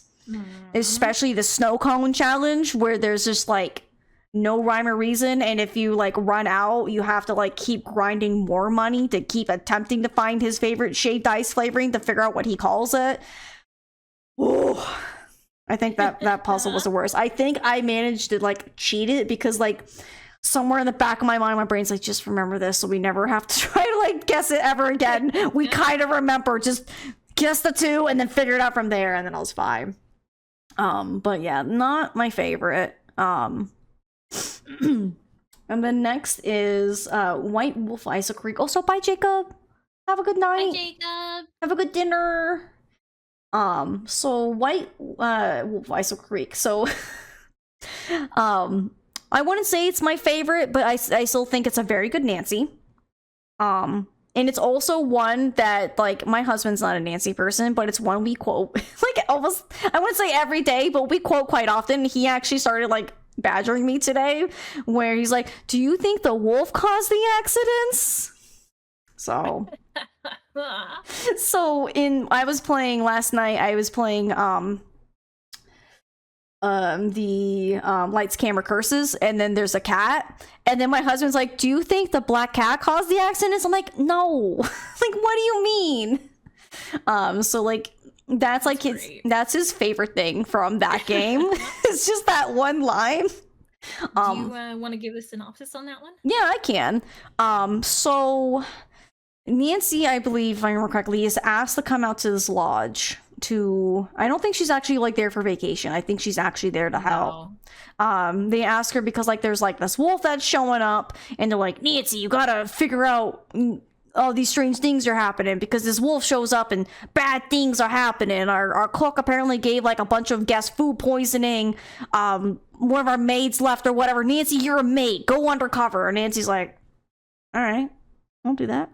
Back from making dinner. Welcome back, Jenna. But yeah, so Nancy goes to, I forget where. Isn't it like Vancouver, if I remember correctly? Or is it like right. I think it's either Vancouver or it's somewhere like very It's near-ish. somewhere cold. Yeah, it's somewhere very cold because it's snowing. So Nancy goes to what is called the Icicle Creek Lodge, and it's a very beautiful lodge. Like, it looks really nice. Not a lot of the characters were my favorite, especially the little girl that you had to constantly fight snowballs to get past her. That's a little annoying. Oh. I'm like, let me pass, little girl. I can suplex you into the snow. Let me go. But it was a very interesting case. Like, Nancy like has to kind of explore around. There's apparently this old guy who I guess lived there years ago or something, and he like has like some mysterious Trapper Dan. I think he found the location, if I remember correctly. He made like the needle or whatever, this like kind of like obelisk looking thing. I'm trying to remember what else. I think that's kind of like the really gist of it. Nancy's trying to find the wolf and just kind of exploring, and also still trying to pretend that she's like helping out, where she's got to do room service and she's got to shovel the ice so that people go ice skating, and just kind of talking to the people, kind of be like, oh yeah, what do you know about the wolf? Where were you last night? You know, stuff like that. So good old Canada. That, and I think my one gripe with it is constantly having to trudge through the snow. Nancy goes super slow, and then Nancy like constantly keeps dying from cold. God. With this game, like, I feel very strongly about it. Okay. For good reasons and bad reasons. Okay, let's hear them. The good reasons, I feel like the settings for it and like the map designs were like exceptional. However, the gameplay itself was probably some of the most tedious you'll ever find in a Nancy game. I would say so. I would agree. There were just like several spots where it's like, okay, we're doing this again. Right. And to the point that like, so especially like at the end, there is this like one section at the end where like you have to like go like to this location, then you have to go back and do this like this maddening puzzle called, what is it called, Fox and Geese. Oh my! I had to do that so many times. Oh, you unlocked that memory. I locked it away. I locked it away. No, it's just like, so you have to do this maddening puzzle game, and then you have to go far away to this other location, then you go back and do the puzzle again, and then you go back. So to the extent, it was so bad that when the last time that I played this game, I was like, I really want to play Icicle Creek again, but I don't want to do that puzzle. So, little tidbit. I don't know if you can do this in the brand new games, but for most of the Nancy Drew games, you can put in like a certain command on your keyboard to enter dev codes. And I entered the dev codes to just give me the prize that you would get from doing that puzzle at the end. Oh my god. So I just basically skipped over that whole tedious back and forth mini game my lord part, and it made the experience so much better. Oh, I'm sure it would. I mean, I think I really agree with you. I really like the feeling of the game, of like what it wants to do, but I feel like it's just not implemented correctly in such a way. I think like it's such a bad trudge to try to get to the lodge, to get to the secret hideout thing or whatever that you find later, and then back and forth and back and forth. And the problem is you then also have to keep up Nancy's like heat meter when she's walking in between. Yep. Like, Nancy, just put on some like sweatpants and like a bigger jacket or something. Like, I do feel like this game had one of the best Easter eggs in any of the Nancy Drew games. I rarely find Easter eggs. Really? I'm surprised. If even Hunter and you, I would expect that you would get them all. I mean, I would. I feel like I don't know what to look for every time. You know what I mean? I feel like I find a couple just because I found them in the past, but most of them I'm just like, I don't know what you want me to do. I'm not just going to take this thing and shove it in every corner and punch every button. So I won't tell you what the Easter egg is. Oh, I mean, you can. I don't mind, but I'm not going to tell you. You gotta experience it for yourself. But like, the clue that they give for it is, you know, you can send Nancy to go like to the bathroom, and like she'll like, you know, like hum in there, like, or like sing or whatever, or talk to herself. And like one of the times when she goes in, she'll like randomly say, call 1555 Mystico and prepare to be amazed. Oh, you gotta call Mystico? So if you go downstairs and like actually call that number, Uh-huh. it will like initiate the Easter egg, and it's Mm. really well thought out and really good. Oh, that's great. I think like the But one oh no, go ahead. oh, sorry, I was just gonna say, like, you know, we were talking earlier about cooking and order serving Uh-huh. mini games, and this is the game that comes to mind where like I hated it, and Oh, like it's this one. you talking about like games that feel very chore heavy. Uh-huh. Like, God, this one where it's like, okay, like, Nancy, you solve this mystery, but also every single morning You and gotta cook lunch and breakfast. dinner, you have to cook every meal at this resort. Stop what you're doing. Like, it was maddening. That's I could see that. Yeah, I can see that. I mean, I guess I don't mind because I kind of like those little cooking mini games, so that never really bothered me. Though I feel like it got to a point where like I either missed it and the game's like, you know what, Nancy, don't worry about it. You don't need to do it anymore. Just solve the mystery. And I'm like, sweet, I'll do that. Yeah. And they do 100% Nancy Easter egg. Oh God, I'd have to know like a guide. I have no idea because I think some have like what 3 Easter eggs. So baby, don't yeah, show your booty. Most of the new ones have 3. Yeah, the one that I know I can get every time is the one in Shadow, the Secret of Shadow, the Shadow at Water's Edge. My God, which is coming up. Which is the one that you get from the film reel or whatever. Mm-hmm. I can always get that Easter egg, but the rest of them, I'm like, I don't know. I think fun little fact about White Wolf of Icicle Creek. It's one of the few games in the Nancy franchise where they released it for another platform other than yes, they released it for the Wii. And it's awful. Yeah, the ports were not great. Like another one we also passed by, which was Blackmore Manor. I had that for PC and for DVD. Oh. They had it as a DVD game that you played with your remote. Oh. It was very interesting. I remember it didn't have a save feature. So what it would do was like it would give you like a code. And then you punch it. So when you wanted to come back to the game, you like put in that code. Very interesting. I'm trying to think what else had that. I think Secret Shadow Ranch, I think that was on like iPad or something. Interesting. It was just very random. Right. Well, I'm gonna put Icicle Book at C because it's okay. Ooh, okay. But like I think like a lot of the trudging, I think really kind of killed it for me. I feel like if once like Nancy made the connection, I feel like you can just kind of like skip a lot of it. I think it would make it a little bit better because then going back and forth wouldn't be such a problem. I think that's like my one gripe on it. Yeah. I think there were some great puzzles in there, like the one where it was kind of like the Minesweeper, like with the ice. Like I really enjoyed like those ones, stuff like that. But there were also parts of this game that I hated. So just since like, you know, I feel so strongly positively and negatively about it, I think I'll just put it at a B, like right in the middle. It sounds a good middle. You know, I think I'll move it to B. You know, did I convince you? I think you did. Just because it's just like I don't want to be so harsh on it. It just like it has just some things that just could be like slightly improved. And I think it would be like even better. And next one's another one of my favorite Nancy's, Legend of the Crystal Skull. Yes, so good. Do you want to give the synopsis for this one, or should I? Oh, I would be so honored. Yeah, go ahead. All right, so Nancy Drew, Legend of the Crystal Skull. What happens is, for anybody who's not familiar with like the whole like Nancy franchise, hi Zoe. For anyone who's not familiar with Nancy, she like her canon lore is that she has been in this long-term relationship with her boyfriend Ned. And Ned, he went to like university with this other guy named Henry Bolet. Henry Bolet.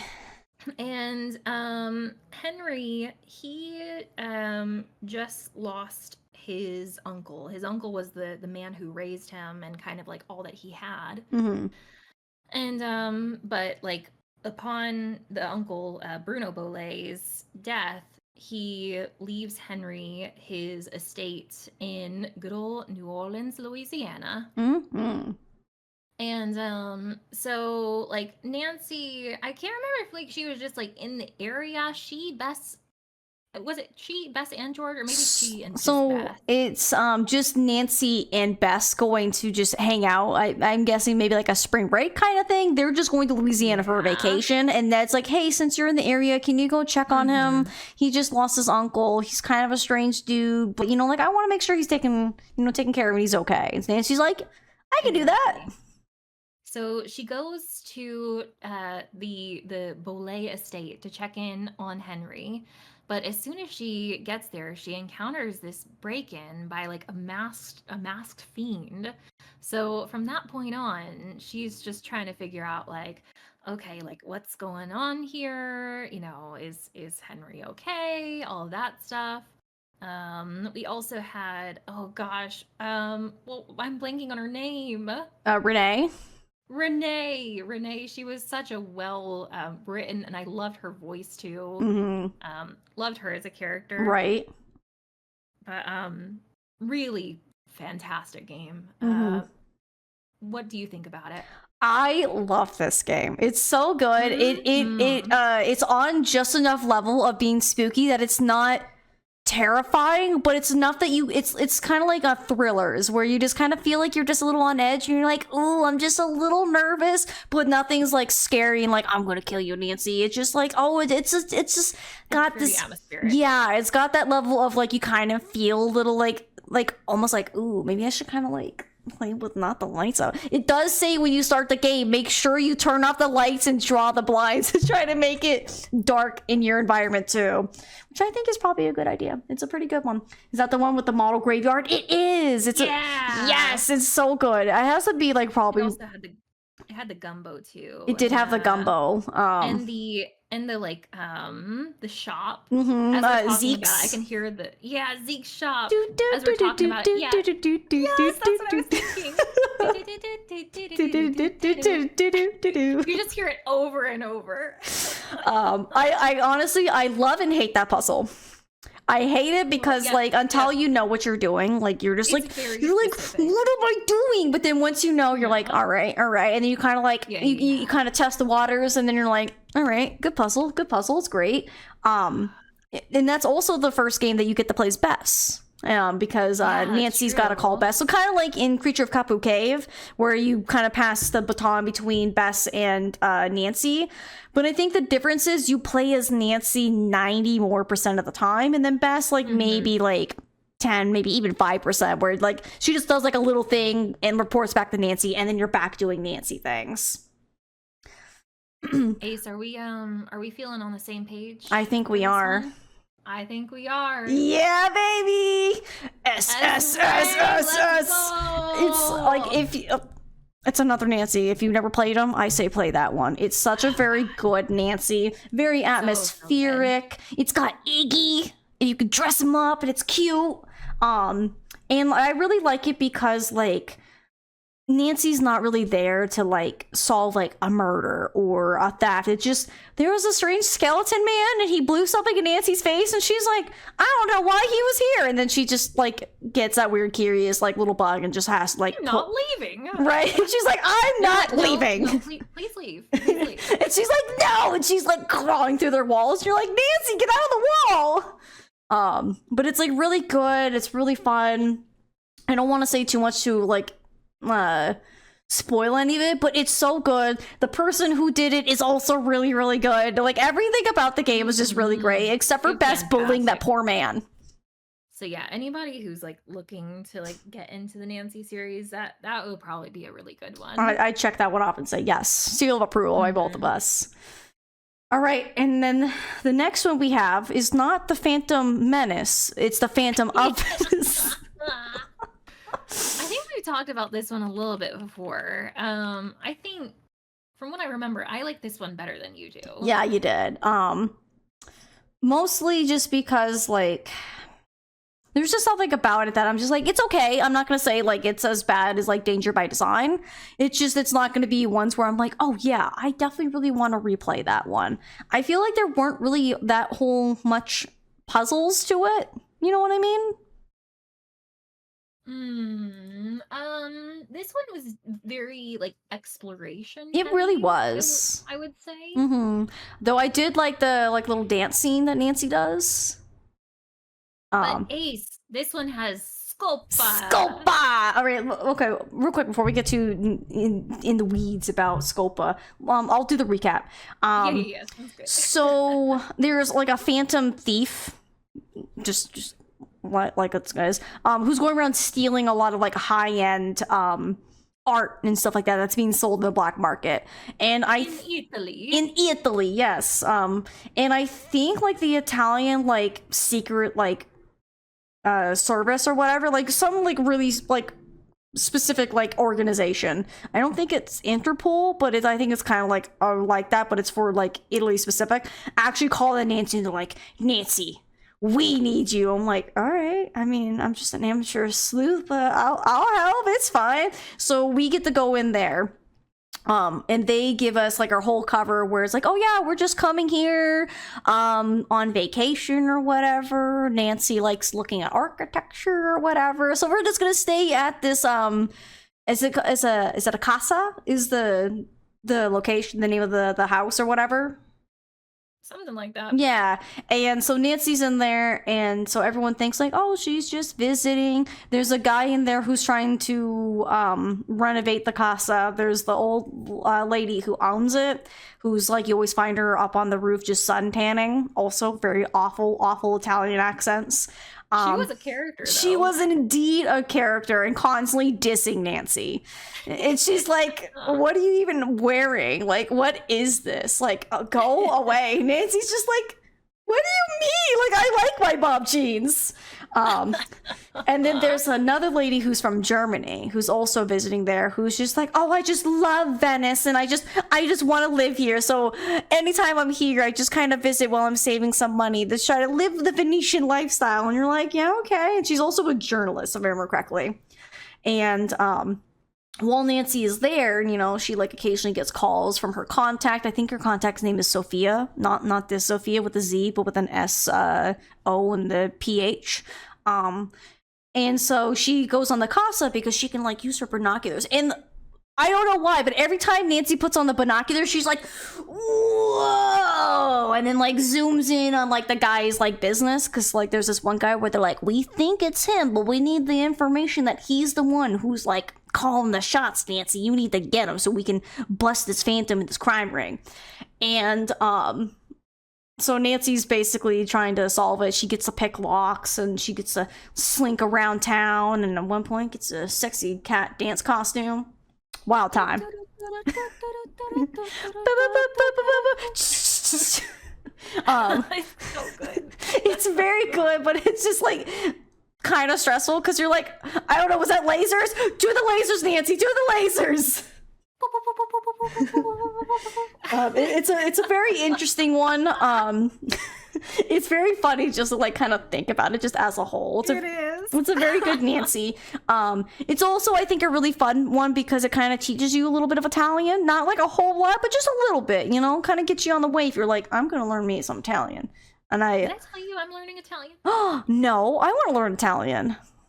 I'm using Babbel, and I've got I'm just learning the basics still, but I've learned like some greetings, like piacere is pleased to meet you, or buonasera is good evening, and like learning like the different pronouns and stuff. Gosh, that's tough. Oh, I'm sure, because I think it's kind of like a Spanish where it's a very like gendered language, right? It's very similar to Spanish. Okay. Very interesting. But yeah, like they have like a little kid's book that Nancy uses to learn like what is to the left of something, to the right of something, above, below, near, far, like right, left. So this game is like very high on the list for me. However, that particular mini game that you're talking about where they did expect you to know Italian. right? And it's just Was like, probably one of my least favorite mini games or puzzles in that game. which was funny because I think last time I played it, I did fine first time. Oh, well, you go, girl. Yeah, You can I start learning Italian. I just kind of put context of where, like, okay, I'm like, I kind of figure out like what some of these certain words and phrases were, and then I just kind of like listened and just looked around and went like, oh, it's you, oh, it's that one, whatnot. But Speaking of not fond of puzzles, the end of that one I did not like at all. oh yeah, that one wasn't. I didn't like that one either. That one was a bit of a struggle, and also that one was also extremely tedious of like trying to like understand. You're like, what am I doing? And then eventually I got it. I'm like, thank God, I'm done. No more. Yeah, if it weren't for several puzzles in there, I would probably put this one at S. But because of said puzzles, I think I'm gonna put it at A. Okay, I think I'm gonna give it a B. Okay. Just because it's not my favorite, but it's also like I think it's better than Danger by Design and some of these ones down here. And it's got Scopa, so Scopa. Even though when last time I played, he cheated every time. He always got the 7 coin every time. I'll when we get together in person, I'll have to bring my Scopa deck with me. Oh, absolutely, please do. I know next one's one of your favorites. Would you like to give a recap, Wade? Oh boy, are we at Castle Malloy? We are at Castle Malloy. Oh, love Castle Malloy. All right, so Nancy has this. Was it like a university friend of hers? How did her and Kyler meet? I think her name was Kyler, right? Yeah, her name was Kyler because her name was very different. I don't remember how Nancy knows her. I just know Nancy's invited to the wedding. Yeah. She has this friend named Kyler, and Kyler is getting married to this this Irish fellow named was it Matt? I think so. I think it was Matt. And so Nancy goes to Ireland to I'm trying to remember, it was in Ireland, right? This one wasn't in Scotland. Yeah, no, the other one, the mom one was in Scotland. Yes, this one's in Ireland because there's Donal who doesn't like the groom because he's not Irish. Yep, that's right. So Nancy goes to Ireland, and they're going to like have the wedding at this castle, Castle Malloy. That's kind of like in ruins. Like it's very dilapidated. It's very dilapidated, but overall like a beautiful location. And so Nancy gets there, and all of a sudden the groom Matt is just completely missing. And so the whole game kind of surrounds like trying to find him and what happened to him and that kind of stuff. There's some very like out of nowhere twist in the game. Right. Some very interesting locations in it. Especially the end. The end specifically, you're just like, what? We're here now? Like, all right. What drugs were y'all on when you wrote this one? This was a very, like, it's a very interesting Nancy. I think there's, like, one gripe I have, and that's, like, the second to end puzzle, the puzzle that leads you to the last area. Does it involve some liquids? No. It was, like, I'll have to tell you. The liquids one? What? Did you like the liquids one? I'm trying to remember which one that is. It's where you have, like, a certain arm. A mechanical arm? Oh, no, I'm not talking about that. I'm talking before you get... You're not talking about that. Before you get to the final area.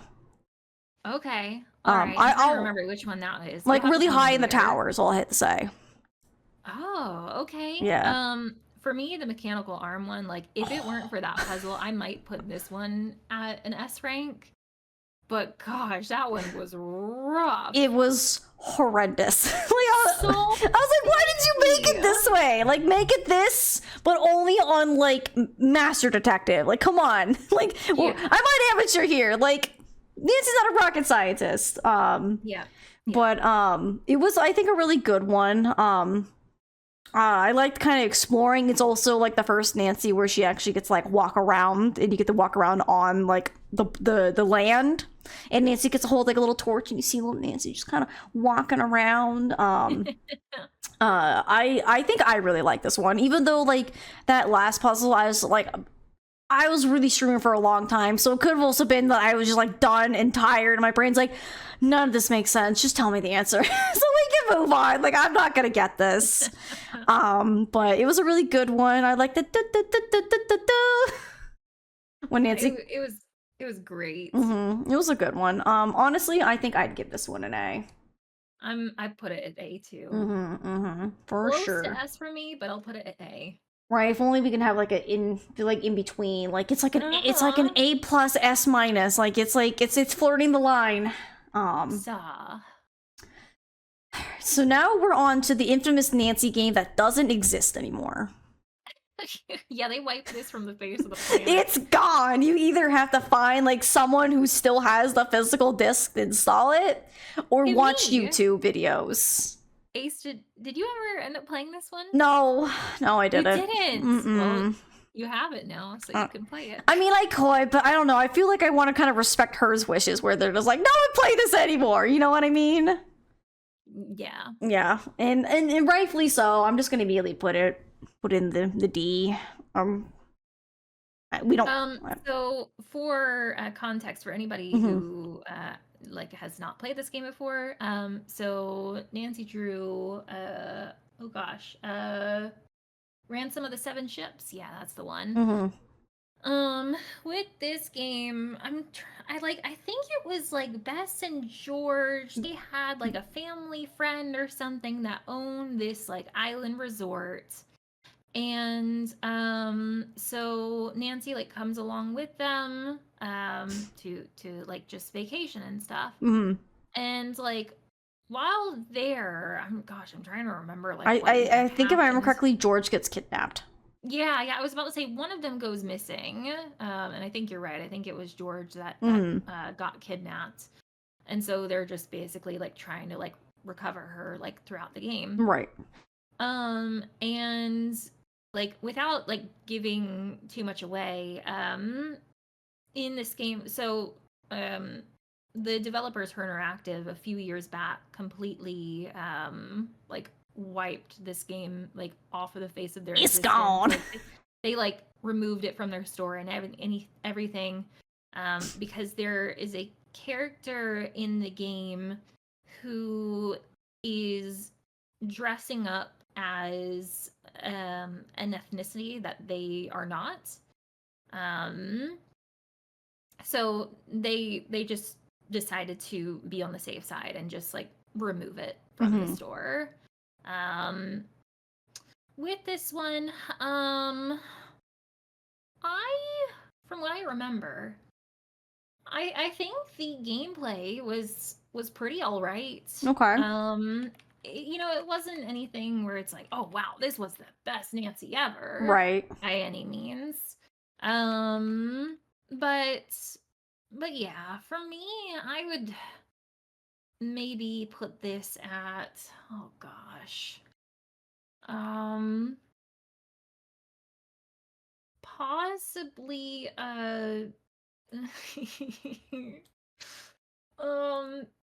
maybe a C. Okay. I think I'd probably put it at like a C. Okay.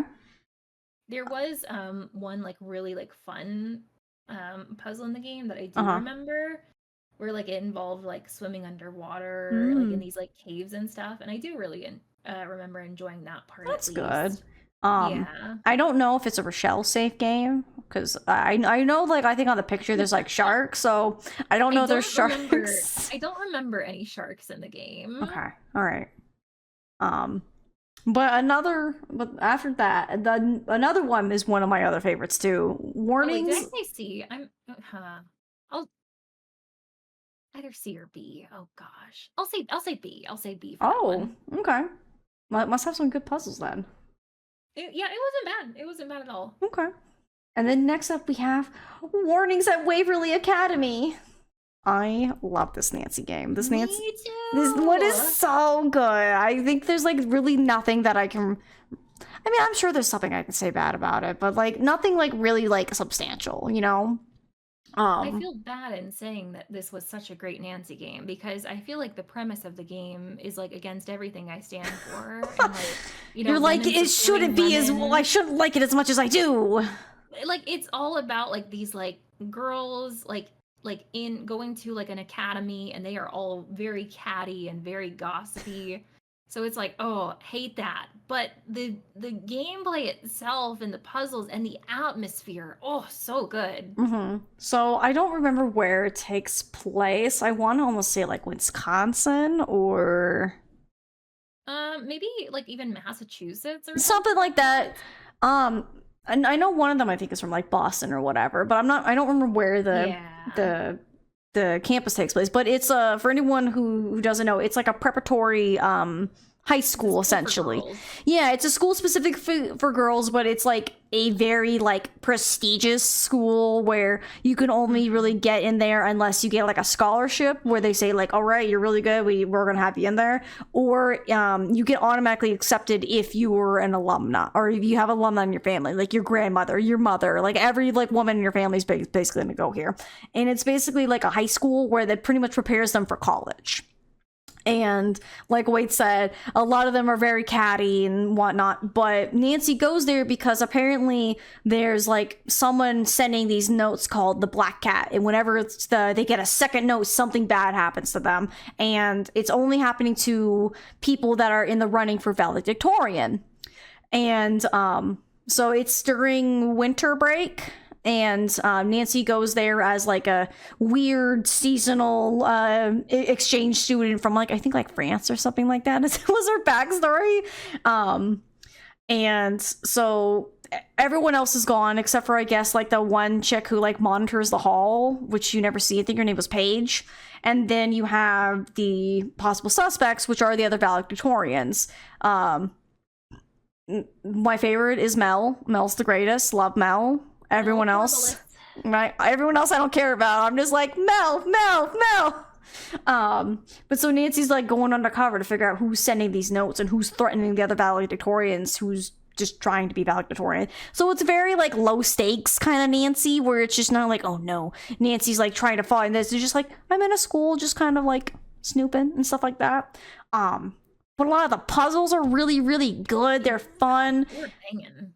You get to do the snack shop and you get to put little snack things on people's trays and you get to like that put was a great order one. right. It was so good. Like you put the little cookie thing and the little microwave thing and you get to put the bagels on the toaster. It was great. It was great, Nancy. Love me a fun piano puzzle. If there's ever a piano puzzle, I'm like, yes, more piano puzzles. Do. So that was a really good one. There's not a whole lot to explore. It's just the school, and I don't even think it's like the school. It's like the valedictorian like building. Like it's like where the valedictorians like where they reside while they're in school. You kind of get to explore a little bit of the grounds, like very, very little. But there was just something nice and cozy about kind of like exploring. Like you're like, ooh, I get to like look at this giant library that they have. They have beautiful. You get to sneak around at night to try to be like, oh, I'm gonna be sneaky so no one sees me in here. And it's just like, it's a really fun Nancy. The characters, they're like you would expect. They're high school girls. They're very catty. They're very gossipy. But they have like such fun personalities. And there's like some fun twists and turns along the way. It's another great Nancy. It is. I think. This is definitely, I'd say, one of my favorites. Yeah. The only puzzle that I remember hating in this game was the squirrel one. Yeah, the squirrel one I think is probably like the only downside, just because like it's a memory game and it just gets worse and you're just like, why is it so much? I remember having to put like post-it notes on my screen to remember where it was. So it's one of those things where like I'm trying to decide if that warrants me putting in A. It's very close between S and A for me. For me, it's got to be an S. Like that one thing I can overlook. The rest of it is just so good, you know. I think you're right. I'm yeah. Like one bad like puzzle thing, I don't think is gonna ruin the rest of it, just because like it's only one spot. It's not like you got to climb it multiple times, and Nancy's got to do it, and you only do it once, and once you're done, you're done. I I mean, like with that logic, like I feel like that was like the biggest reason why I put Castle Malloy in A. Mm-hmm. So, Are you changing? because there was that one puzzle like at the end that really like killed me. Uh-huh. So, uh, I mean, with what you're saying, like, I mean, I might move. do what you gotta do. Like, follow your heart. Castle Malloy to S. Do what you gotta do. Now I'm second guessing all of my choices, Ace. So sorry. This is not good. Sorry. No. They're locked in. We're good. But yeah, I think I just liked it. Like, it felt like a nice, like, little slice of life, Nancy. You know what I mean? Like, there wasn't some really big stakes going on. I feel like they kind of shoehorned in, like, why the person was doing what they were doing instead or whatever, you know? Yeah. Like, I was like, Agreed. it was a good game. Right. It was a good game, but I was like, I don't think we really needed this part. I feel like we just could have did the other part and dropped that, and it would have still been the same, but oh well. All right. Do you want to explain the next one, Trail of the Twister? I'll let you go ahead. I'm going to run to the ladies' room. Oh, okay.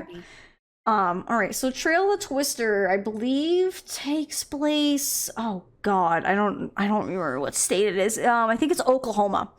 I could also be mistaking the last like Trucker DLC, but anyway, it takes place in essentially Tornado Alley, and Nancy gets to be on board for a team of tornado chasers. They're like one of them's like a school professor that like teaches about weather and stuff like that, and they are during tornado season they like to go out and I guess like look at tornadoes, measure them or something. I don't know. Nancy didn't get that far into like understanding her job there.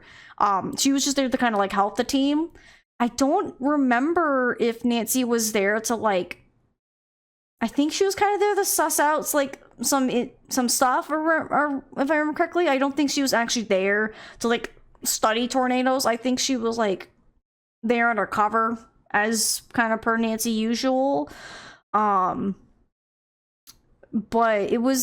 it's an interesting game. This is also the second and I think technically the last game they ever had Nancy have driving. I wish I had a way to pull up a clip, but I have a clip from this game that Crystal snagged for me. Probably my favorite clip that I've ever had here on Twitch, where I got my car stuck, where normally you drive like kind of, so the road's this way, I was driving this way, and I somehow flipped my car to be just perpendicular to the road, and I got stuck, and then I caused a bunch of accidents. Funniest clip ever. I highly recommend like looking through my feature clips to find it. It's super good. It's super funny. I feel like this one I wanted more. I feel like some of the puzzles were a little.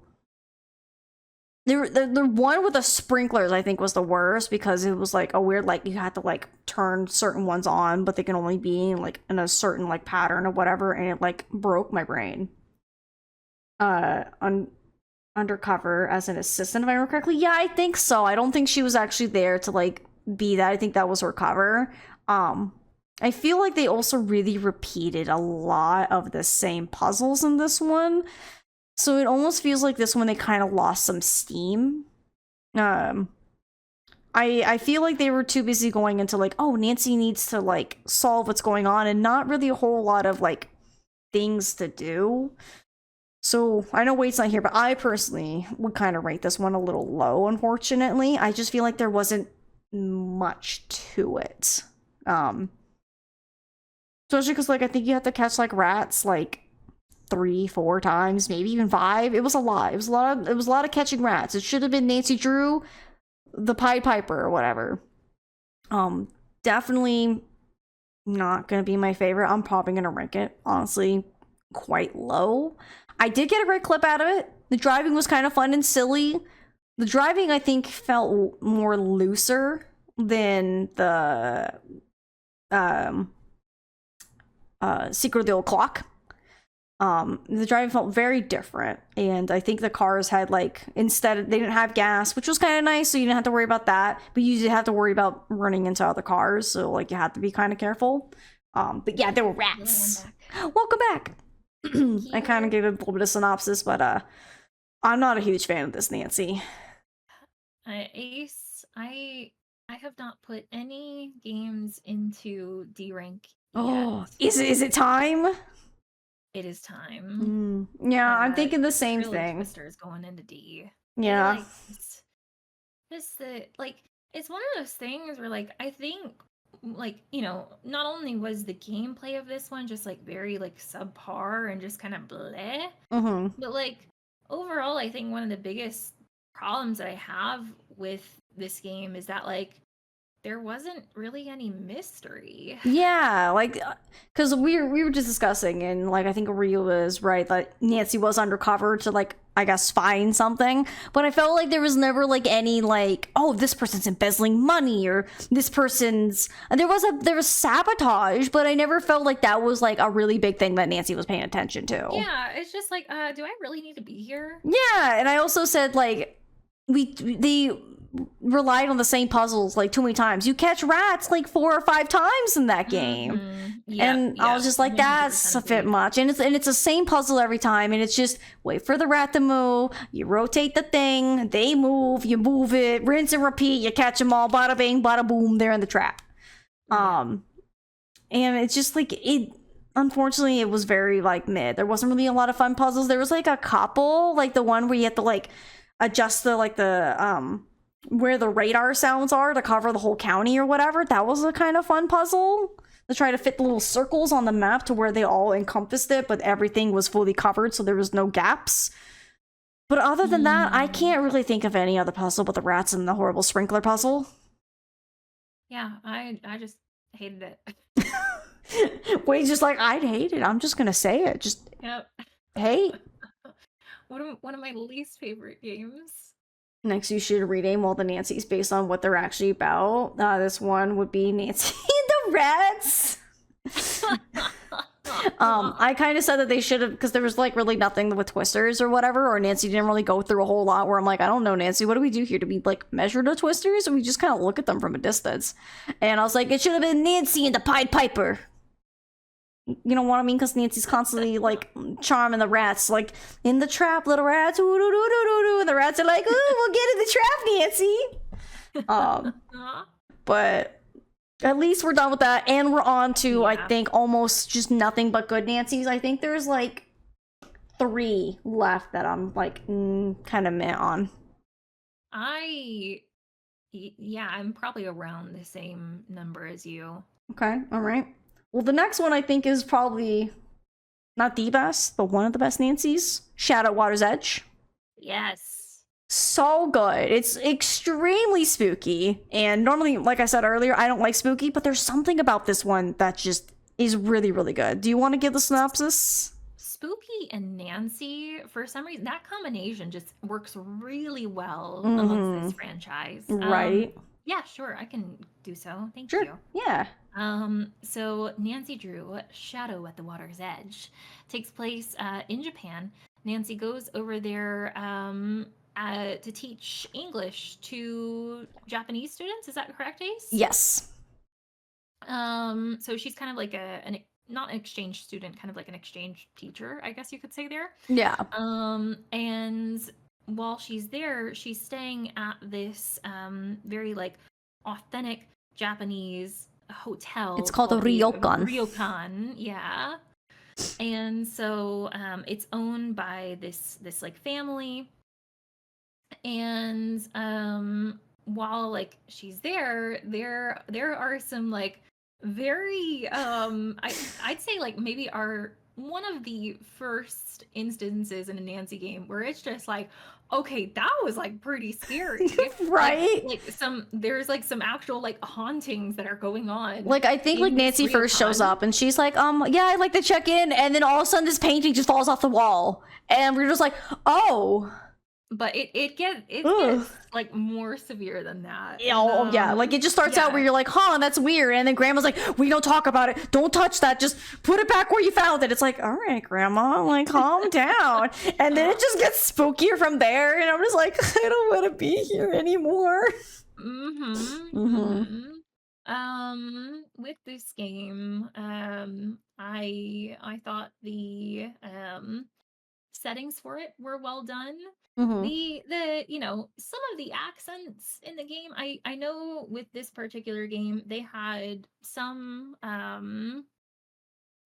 voice actresses who were like native speakers, Uh-huh.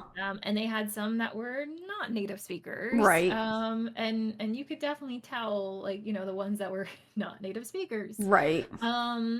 That's my biggest gripe about that game, probably. But the puzzles were really on point for this game. Oh. We got Sudoku. We got nonograms. We got nonograms. I love Love nonograms. nonograms. I actually have nonograms on my phone that I occasionally play. Me too.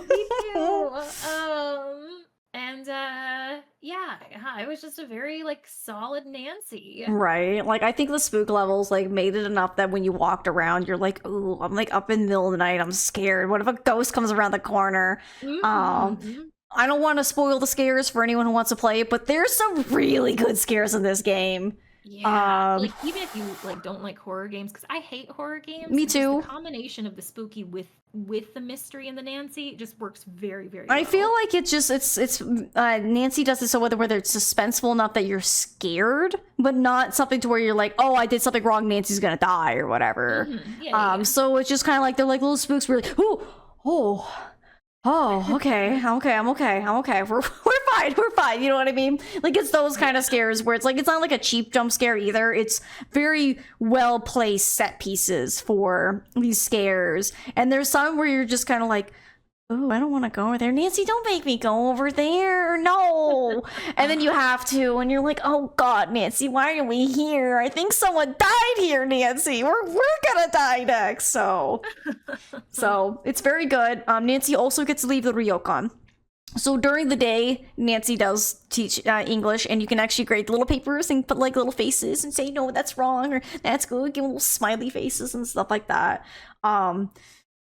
Then during the night, Nancy's got the freedom to move around. I don't really like the mechanic of how you move around because you have to go from station to station to station to station, which was kind of annoying. And you had to like read this convoluted map of just colors where you're like, okay, if I go down the purple line, it'll take me here to yellow. And then I can take yellow over to get the blue, and blue up to brown, and then brown to white, and I'm at my destination. You're like, why can't I just click there and Nancy takes me there?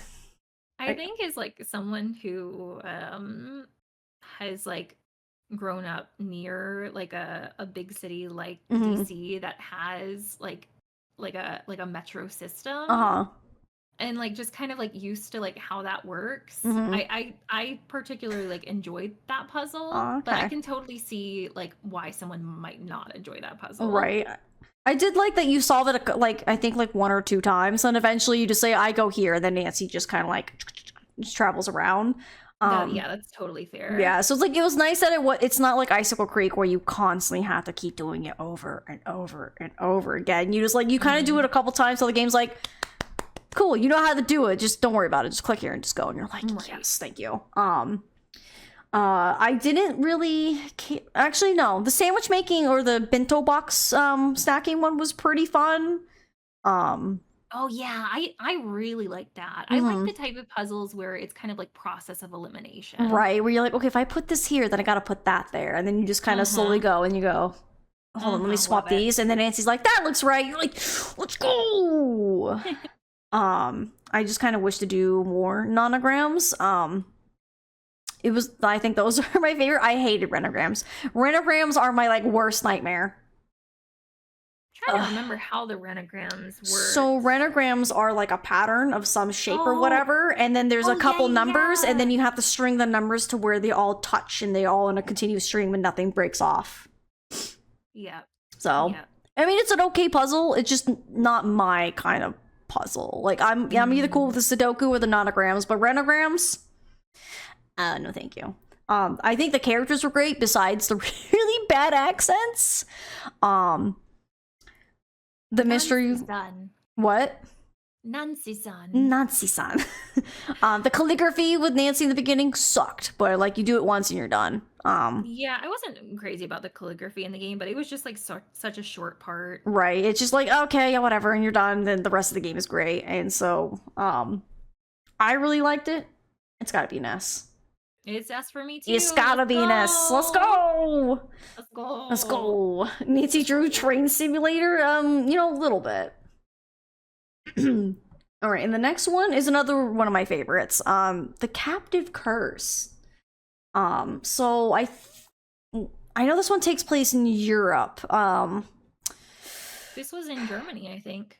It was like Germany or Austria or something like that. Oh yeah, maybe. It was like somewhere around there where it was very like German centric. We'll just say it was in Germany. It might be like in like a subset, but it was in Germany. So Nancy goes over there. She's asked by the castle's owner to help figure out what's going on because apparently there's been monster sightings. And in this part of the world, a lot of the people are still very superstitious that there's apparently a monster that lives in the woods just outside the castle. And there's also a monster fest where people would have this festival to be like, oh, there's no monster this year. Woo, we're gonna have a festival. But there's been like monster sightings, and the guy's like, this is bad for business. We need to get rid of it. Also, really love the owner's accents and like his attitude of just like, I don't care. Just like do what you got to do so then I can make more money. But so Nancy goes in there. She's just a guest. But she's a guest there who's undercover. So she's not there to be like, oh, I'm the new maid or whatever. Like, so Nancy actually is posing as a guest, but she's also there undercover. And she meets the head of security's kid named Lucas. There's the Castellan. I forget his name. Marcus, I think it is. There's an old lady who's a storyteller, but mysteriously she always shows up whenever there's a monster sighting.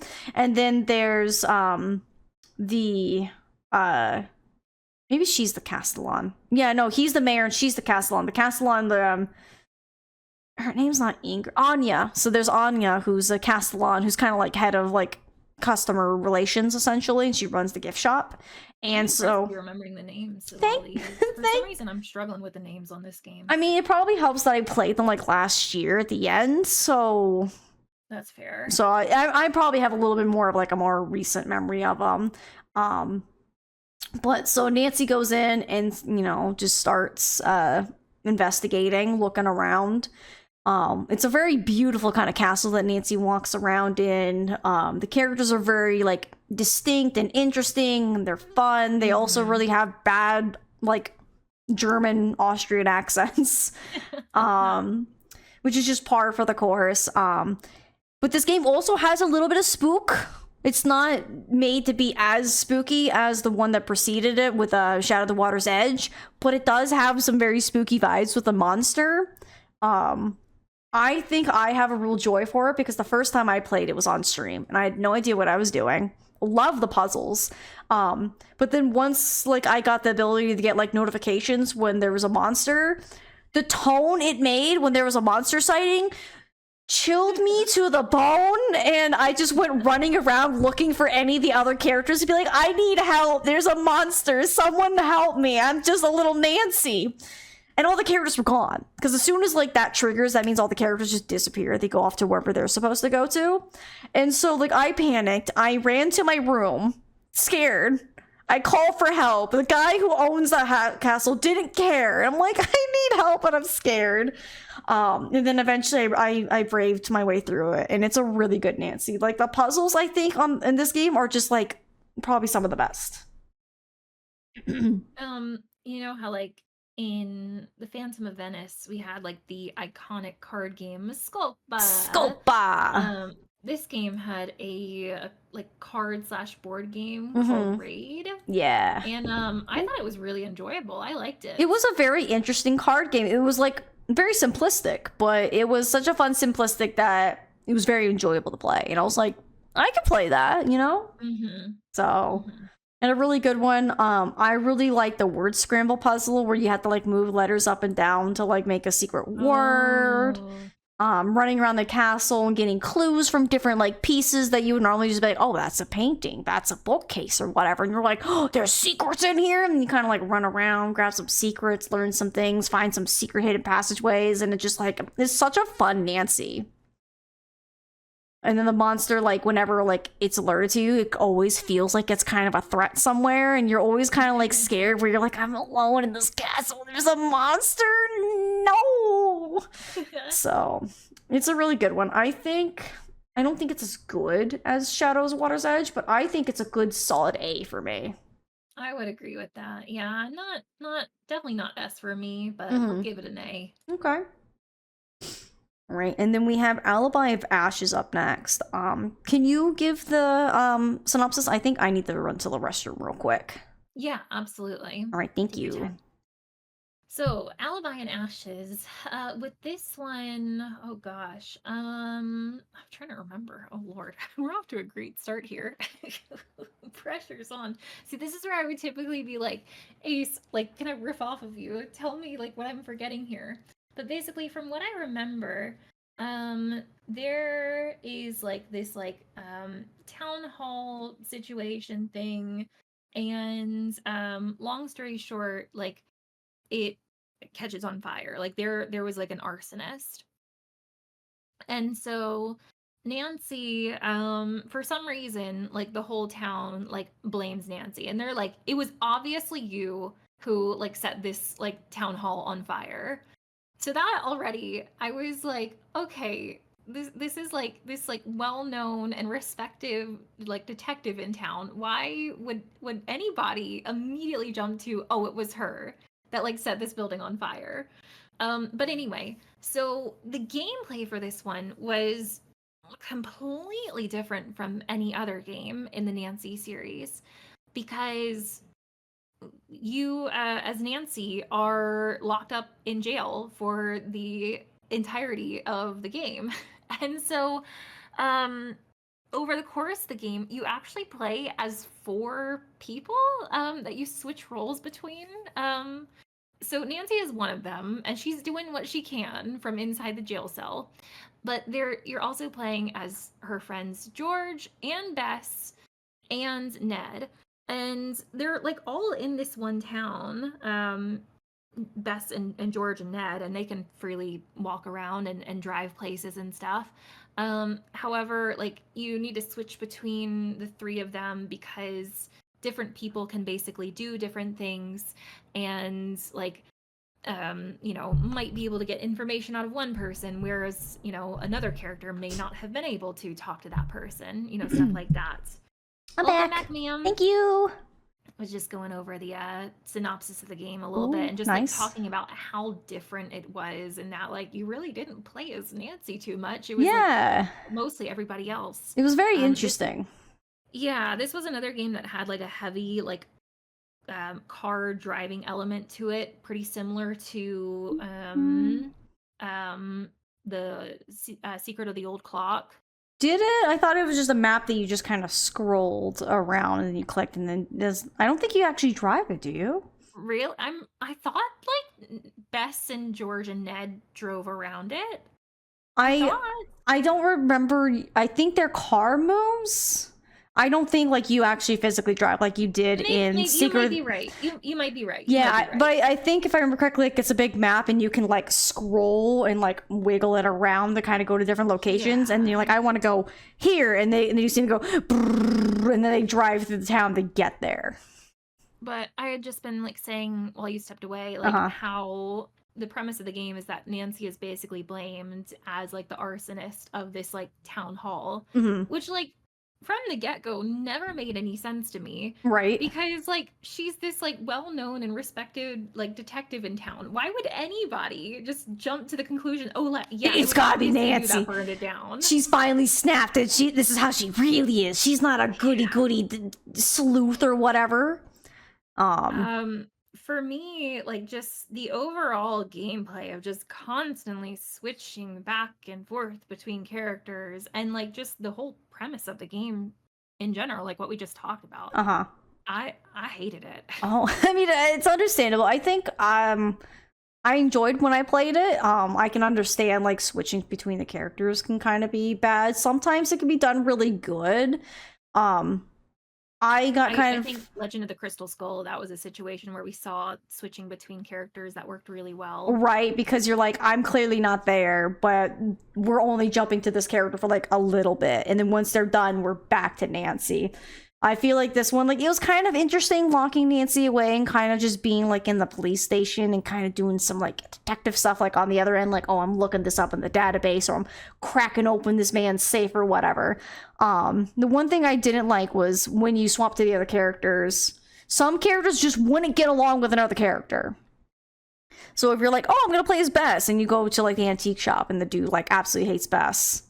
And then you're like, well, I guess I can never come back here as Bess. And they're like, well, I'm playing as Bess. Shoot, quick, Bess, call Ned. Ned, it's your turn to take over. Now you go to the antique shop. So like, it definitely like was a little hard balancing like who to play, where to go, what to do. And kind of like some of the puzzles, they were fun. I really enjoyed getting to see Deidre for the first time and having her be like that little starting like, you're not as good as you think, Nancy Drew. I love Deidre. Like, I know Deidre's like a Nancy hater, but like I just love sassy. she is sassy, and like I can't not love Deidre. We'll talk about it later when we get to Midnight in Salem, but like I'm over here like, can we have like a Deidre Nancy like combo team? We have like super sleuth Nancy and like sassy diva like Deidre, who's like going to school for like police or like detectiving or whatever. I'm like, they have like a good combo, like a good cop bad cop kind of thing. I'm like, I just kind of want to have them like around some more. Like, I kind of like their dynamic. We do see Deirdre later in a more recent game, but we'll get into that later. We'll get into that, yeah. I think I would put Alibi and Ashes solidly in B for me. In B. Mhm. Wow. I mean, because Okay, nice. for the way I played and how I enjoyed it, I think it was a very middling kind of Nancy game. I think the puzzles kind of outweighed some of the tediousness of calling the people. Okay, yeah, that's fair. Mhm. This might be a shot, but Oh. it's a D for me. That's okay. You know, like, hey, I It's think only my second D though. yeah, that's okay. Like, I only have 3 because Ransom of the Seven Ships, like, her interactives like took it offline, so like I didn't really get to experience it, but I also don't want to like play something that they don't want people to play anymore, you know what I mean? So otherwise I would have 2, like, unless we just remove like Ransom of the Seven Ships for me and just completely just like it's not there because I never played it, then I'd only have 2 as well. Sure. Which, given for all these games and we're almost done, I think this is pretty solid, you know. I think a vast majority of them are still like are really good Nancy games. Yeah. All right. Next one is Tomb of the Lost Queen. This was an interesting one. It was an interesting one. It's probably not going to rate very high for me. I can say that much. This one, I can't remember if Nancy's like undercover or if she's just like, I get to like be a part of this team who's looking for the Nefertiti, like the Lost Queen or whatever. I think it was the second one, yeah, where she was kind of like I could be wrong there, but I want to say that she actually was like a protege to an archaeologist. Maybe. I don't remember. I just remember really just kind of struggling hard with this one.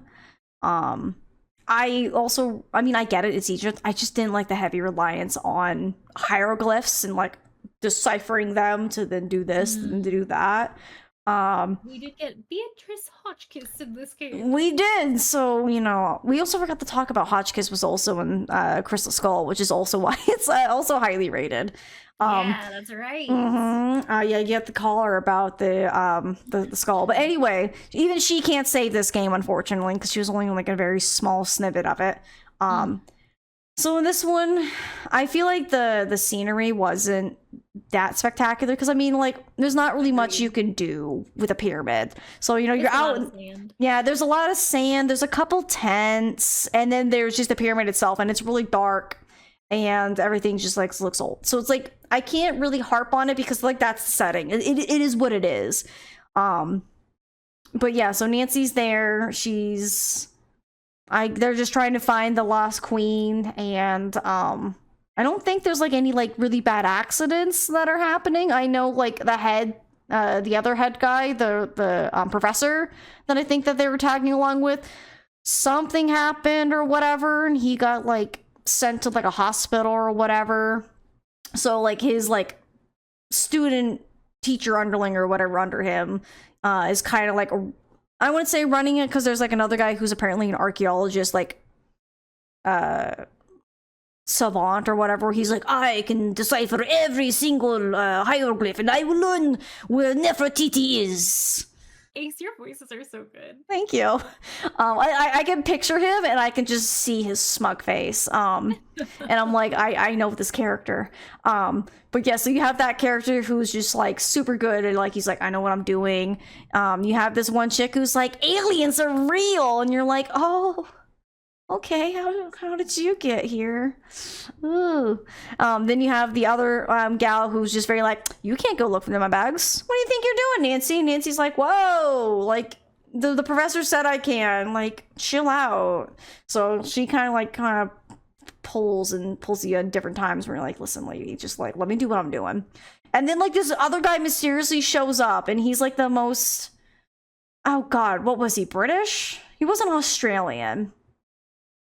Oh, was it something Carter? I think so, something like that. He's like this white dude who's just like, he shows up and he's like wearing like safari gear, and he's easy on the eyes. I mean, yeah, he wasn't a bad looking dude. Dylan Carter. Dylan Carter, that's him. He would just randomly show up, and he just like wants to like be a part of it. So he's like, I'm just a tour guide, and I just want to be here first so I can be ahead of all the other ones. And it's just like, are you though? I don't trust you. Honestly, I don't trust any of y'all. And things just kind of happened, and then Nancy gets deeper in the pyramid, and hijinks ensue. So that's pretty much that game. I feel like the puzzles were okay.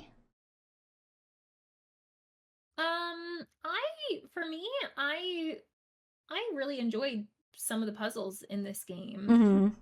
Mm-hmm. And I do feel like a lot of the characters in it were memorable and well written. Mm-hmm. I think for me, where the game just like falls short is maybe just like overall story and like the map designs, like you were Right. saying. Mm-hmm. So for me, it was just I'd say kind of mid. I would probably put this at maybe B. Okay. I feel like, I don't know, there's something about it that it didn't really jive with me. I'd say for me it's like a C. It's not the worst, but it's not like the best, or it's not even like middling. I'm just kind of like, I didn't really like, I felt like there was a lot of trudging up to the tents, down to the pyramid, where I go, looking for a thing, and then eventually there's a thing like, I could have found this if Nancy would just let me click in this corner, but I couldn't click in that corner until I went to here and go, oh, I need this thing. Oh, would you look at that? I can see the thing. And it was just like, come on. That's understandable. Yeah, so it was an interesting Nancy. But then next we have the Deadly Device. Do you want to do the recap for that one? Oh gosh, I'm trying to remember like how this one like I know Nancy is brought in undercover to this what would you call it, like a power plant? It was more like a research facility. Yeah, like a research facility. It was a research facility around like power and generation. What was the reason that she was brought in there? Do we remember? So she was brought in because there was a murder. One of the co-founders was murdered. Oh, that's right. Yeah. And then the other co-founder thinks it's one of his underlings who did it, because the guy who got murdered wasn't a very people person. He was very science first, people never. And Nancy was brought in as a I want to say like an auditor, but almost kind of like an investigator for a potential Yeah. buyer, where she'd come Yeah, and be like, exactly. I'm just working for my client, trying to see what happens, then report back and see if he wants to purchase this now that one of the co-founders is dead. And so Nancy has that as a cover, and she's trying to go in and try to find who the murderer is. And at the very beginning, they immediately point the finger at Ryan, the engineer, who was, and it's also around Tesla coils. And they're like, well, she's the last one who, constructed the Tesla coil. And apparently they had an argument. So go after her first, Nancy. And so Nancy has to go in undercover and figure out what's happening. And I think it's in Colorado, if I remember correctly. It was somewhere cold and snowy. I do remember that. Right. I think I remember correctly, a character was talking about Colorado. So I think it's like on the outskirts of like, I don't think a specific city, but it's in Colorado, kind of high up in the mountains. It's like this research facility. And Nancy gets to kind of sleep there. So that way there's a day-night cycle. There's like 2 characters that you can only see during the day and 2 characters you only see during the night. So you have to like swap back and forth. And it makes you wonder, how long is Nancy staying at this location? You know what I mean? I flipped the day and night cycle so many times. I'm like, I think Nancy's been here like a month. And I was like, damn, Nancy. Yeah, it'd be interesting, like if you had like a Time limit. crunch, like you had to complete it by a certain amount That of time. would be really interesting for Nancy, because none of them have like any time limit. So it never makes it feel like, is Nancy solving this in a day? She's solving this in a week, 2 days. I think the only one that we have an idea of how long a time frame it takes for Nancy to solve a case is the final scene, because there is like 3 days before the demolition. So it kind of, you have the timeline there. But like with the Deadly Device, you're like, I don't know how long you've been here, Nancy. Like, I think you work here now. But what'd you think of it? I thought this was a solid game. I enjoyed the overall gameplay of it. I felt like the puzzles were good. I don't I didn't resonate with any of the characters super well. I don't look back on it and be like, oh man, I really love that particular character, you know? Right, yeah. It's not like Hotchkiss, where like to this day we're like, high five team Hotchkiss. Yeah. And like looking back on it too, I'd say this may have been one of my least favorite like whodunit, like the culprits that they chose for it. It was very interesting. I was like, oh. It was. I was like, oh. For me, I'd probably say maybe a B on this one. I'd agree with you. I think like I really enjoyed it. I think I liked Ryan's character the best, because she was just kind of like that fun, silly, like, I'm an engineer, but I'm crazy. And you're like, all right, like whatever. Except you hate mechanical cats and you like ripped it apart and threw it everywhere. But whatever, it's fine. It's fine. But like I enjoyed it. It was fun. Some of the characters. Oh, let's go to Thornton Hall. There we go. Grabbed the wrong one. I like some of the puzzles. There were some puzzles that were just like, why are you making me do it this way? And I was like, okay, whatever. But it was a pretty good one. Yeah. Not bad. Right.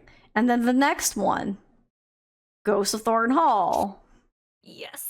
One of the best Nancy games. Yes. It's so good. So again, as you could tell, it's got the word ghost in it. It's another spooky Nancy game. There's something about Spooky and Nancy. It just works so It just well. goes hand in hand. They're just so good. Really does. So do you want to get the recap, or should I for this one? Yeah, I don't mind. I mean, I know it's one of your favorites. Oh, very kind of you. Very kind of you. All right. So, in Nancy Drew, Ghost of Thornton Hall, Nancy is asked to come to a secluded home over in Georgia. And there in Georgia, they have a kind of what would you say? Like a It's a mansion. Like a mansion, but like a what's the word for it? don't Help know. me out here. What are we talking about? Like, what are you looking for? The style of the home. It's like Oh. a very It's very Victorian, or not very Victorian. I'm blanking. But anyway, so Nancy comes Rustic? there. No. No. It's kind of like how you would see like a lot of plantation. Plantation style home. Yeah, Thank it's a you. very that time period where it's got like these big columns. Like if you know like what the houses looked like back during the plantation times, like the slave owners like houses, it was that kind of style of house. So Nancy is asked to come to Georgia because there is this like family that owns this plantation like home, and the daughter in the family, her name is Jesselyn. She is Colonial, getting thank you. married, but right before like the wedding is supposed to happen, Jesselyn, she like randomly goes missing.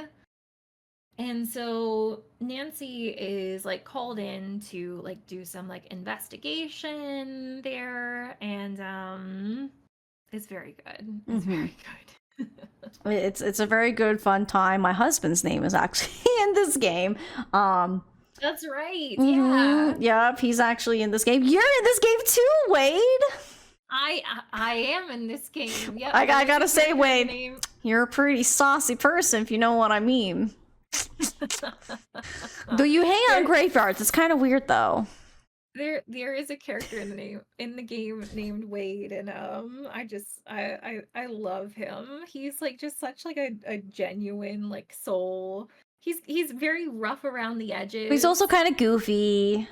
Yeah, like, but just it just overall that was another game where I feel like it probably had some of the best written and voice acted characters. Oh, for sure. It was so very good. Like it's also set like very darkly on this island. I don't remember if the island's got a name.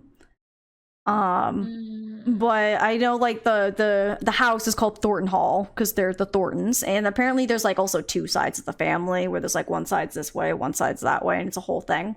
So there's like a family curse kind of thing going on, and they're like, oh no, Jesselyn's been begotten, oh no. And one of the most beloved family members, Charlotte, died a long time ago, and they now think that she walks the island and she's haunting, and she kidnapped Charlotte. Not Charlotte, Jesselyn. And it's like a really fun mystery where you kind of like retrace her steps, because she was kind of doing like a fun like little like scavenger hunt with her best friend like before the wedding, like I don't kind of like a girls like little thing.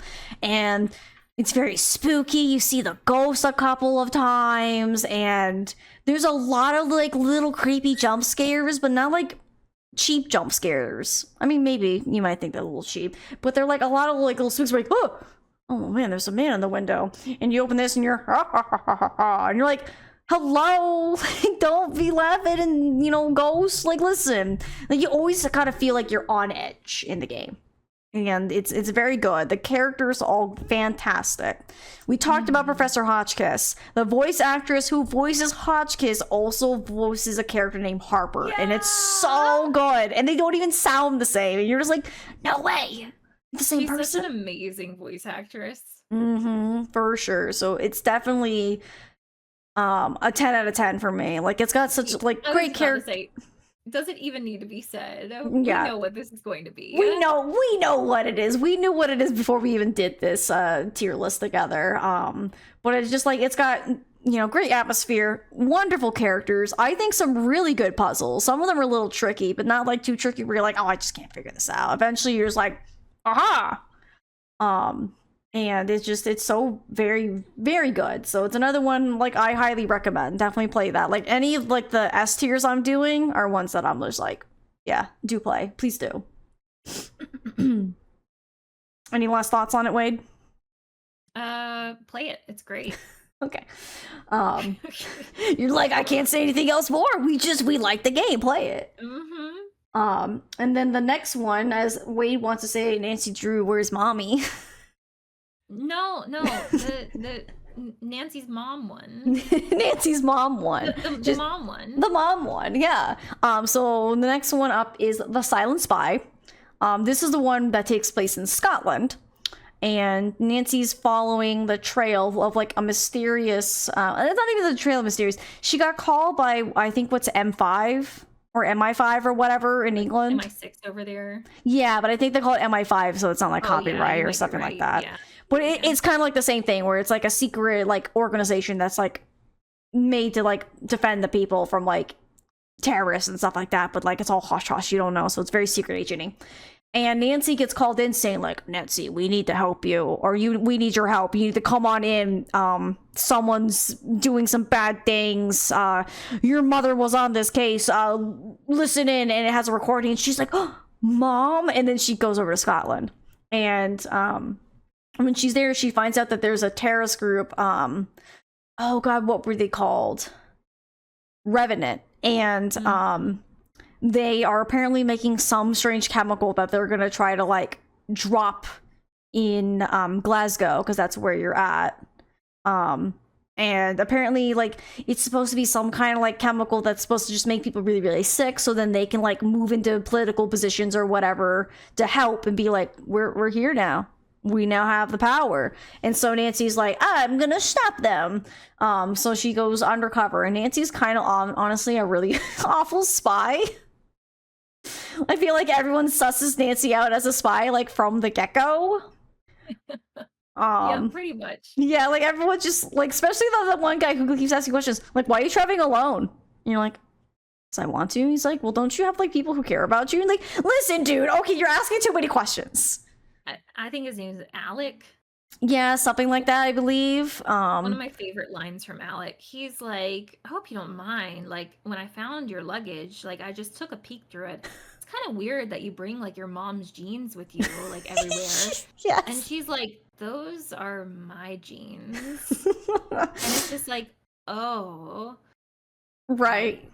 So for anyone who doesn't know, whenever you play Nancy games, occasionally you can, like, open Nancy's suitcase, because sometimes there's, like, a brochure or like something in there that's Nancy's that you occasionally had to like look at, and you always see Nancy's jeans folding in her suitcase, and they're just straight up mom jeans. So I like how the developers finally put in something, the comment like, Nancy, you're supposed to be like maybe in your early 20s at this point, like why do you have mom jeans? So it's very funny. But I really like this one. I kind of like the little exploration, like with a train, some of the like really sleuthing, like secret stuff that you do. The characters I think were really, really good. I really liked oh, I forget her name, the other girl. Moira? No, the other one, the younger one. Oh, Bridget, I think. Something like that. Yeah. She's an interesting character. She was definitely a very interesting character. But Moira was also really cool. I think it was Moira. Right. Like Moira, like I think just like the voice actors gave her like such like nice soft kind of read to her, where it's just like, okay, like this lady feels very like calm and gentle and like motherly almost, and it's just like it was really good. It's also got a fun like little cookie creating game. We talked about it earlier, but there was like a little we were talking about the facials that you do in the resort for danger. Resorting to danger. And so it has the same feeling where you're just like, you look at the cookie and you go like, okay, if I do it this order, and this is this, and then I get the cookie, right? And my brain just like wants, I'm like, that I want to do that. I'm just like doing a bunch of cookies. I think when I first played it for the very first time, I know you popped in a couple times and you're like, oh my god, look at you making them cookies, and I'm just like flying through just like just making cookies. I think I also have another fond memory of, there was a puzzle. Like I really enjoy the puzzles in this one. There's one that I didn't like, and I'll explain why after I let Wade like give her thoughts. There was one where there was like a switch where you had to like flip on certain switches to get like a code, and I just kind of flipped them all on, just be like, huh, and I went boop boop boop boop boop boop boop, and like immediately solved it. And Wade's like, there's no way you just solved that, and I was like, sometimes it happens. Thoughts? This one, this particular game, we've talked about like saying like, would this game be a good first game to Mm-hmm. introduce you, like if you've never played a Nancy game before? Uh-huh. And like this game, I would say do not play if you've never played a Nancy game before. Okay. For a couple reasons, not for anything bad. Okay. I'd say like one reason being that it does. I feel like this is like one of the only Nancy games where it does require you to know a little bit about like Nancy Drew lore, especially Uh-huh. regarding like her mom and that kind of stuff. Right.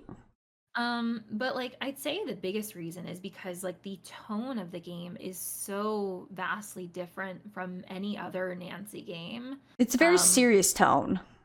yeah, a lot of the other Nancy games, even the ones that might involve like, oh, she's trying to solve a murder, Right. they have a very kind of lighthearted, uplifted tone to them. Right. Whereas this one, it was a very emotional game. Mm-hmm. I would say very, very well written. It did have a beautiful story to it, but it was a sadness to it Right. that I don't think you really see in any other game. Mm-hmm. And for some people, they might not like it for that reason.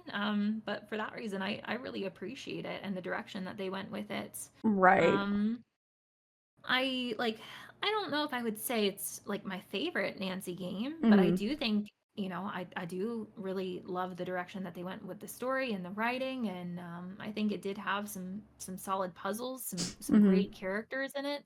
So I would at least put it at an A. Yeah, me too. Like I don't think it like really feels as like strong as these contenders up here. But I think like it flirts a line. It's very close to an S, but I think it's a nice, good, solid A. It's a very, very good Nancy. It's just not like the pinnacle, you know? Mm-hmm. Mm-hmm. Mm-hmm. Oh, you see what we have up next? Don't remind me. I think we're both in agreement. Shattered Medallion. I don't know what they did with this one. Yeah. All right. You. Do you want me to Sorry, go? ahead. Okay. Yeah. So Shattered Medallion, very interesting Nancy. I feel like they were trying to go for a Survivor vibe, and it's okay. So as you can kind of see, there's like a man right here. His name is Sunny June. We didn't really talk about him because he was like a very underlying character. He first shows up in Secret of the Scarlet Hand way back then. And almost every single Nancy Drew game after, he had some kind of little show up somewhere where he would like write a little note, and he was always like drawing little aliens and this and that and Coco Kringle and stuff like And that. so like we never actually like saw him in any of the games. Mhm. Even like the first one where he was introduced in Scarlet Hands, it's just like you were finding his writings and his notes And his trail. and and his trail, and like Ace said, throughout the rest of the games, almost every single game, there were little like Easter eggs hidden, and like, oh, Sunny June was here, Like he worked for a Minette of all the crazy people. He's Yeah, worked yeah, and there. You're like, France. what are you doing here? So he has been this enigma that has been built up throughout the entire games, and everybody's like, oh gosh, I hope that we get to meet Sunny June one day. And then we get Sorry, go this. ahead. So then that where Wade was leading to. This is the game. This is the game where they're like, here's Sunny June, and he's probably one of the most blandest characters. I hate to say it, but it's just like there's really nothing to him. He's just like this dude with like crazy colored hair, and he just has this game show where he's just like having people run around the world and like solving puzzles, and it's very Survivor-esque, but it's like a 2-team built around where it's like you got this person and this person, and you work together on challenges, and you would get like these like pieces of this medallion, like you can see in the background behind him, and then when you put it together, like you win or whatever. And at the end of the last Nancy, like everyone gathers around to be like, all right, let's see who got into the next whatever they call the Survivor game or whatever. And then it said Pacific Run, thank you. And then they're like and the winners are Nancy, and what did they call George? They I can't remember. They got her name wrong. they I got her remember name that. wrong because they thought it was a man, and they're like, "Congratulations!" and everyone's like, and Bessie's like, "Yay, you guys did it!" And it was just like, "Really? This is okay." So you go there, and a lot of the like little missions are just like, "Oh yeah, do these fun puzzles," or like read this clue and go here and do this thing, and you like get the medallion piece. But then, oh no, this bridge collapsed and George hurt herself. But good thing Bess was kind of there just to kind of, I guess, watch somehow. So now you're teaming up with Bess, and Bess is like, oh god, I don't think I can do this. And you're like, come on, Bess, I need you. So there's not really like a mystery here. Like Nancy's not like, there's someone who's after the competition. Like there kind of is, but that's not like the main drive for this one. That's just kind of like a weird subplot that just kind of happens to go at the same time. And then the other people Nancy gets to talk to are like the other contestants. And they're all just kind of like kind of characters. You don't really get to bond with them. You don't really get to know them, their motivations. They're just kind of there. One of them is just really starting saying, I'm gonna win because I'm the best. And you're like, all right, I'm down. I mean, I'm just having a good time getting to see the world or whatever. And then the rest of the game, like a lot of the challenges are just the game's challenges. And you try to like kind of get some information on Sunny June. Like these are some weird challenges, and he just kind of like dodges everything. Like he doesn't really come off much of a character. He just seems more aloof than ever. And you're like, you were more cooler when I just saw your notes. Which is like so upsetting. I was like, I'm seeing your face, and I'd rather just be like, oh, Sunny June was here. Like I feel like that was kind of disservice to like this myth of a man that we've seen throughout this way. And then you kind of like go through and you kind of get towards the end, and then it's not even really like a culprit. You just kind of do a thing. You're like, oh, we did it. And it's just like, oh, okay. Yeah. The overall gameplay in that one was just very subpar, as was the writing. It was just overall like a feeling, okay, like, why am I here? There's not really a mystery going on. It's not like Nancy got called in.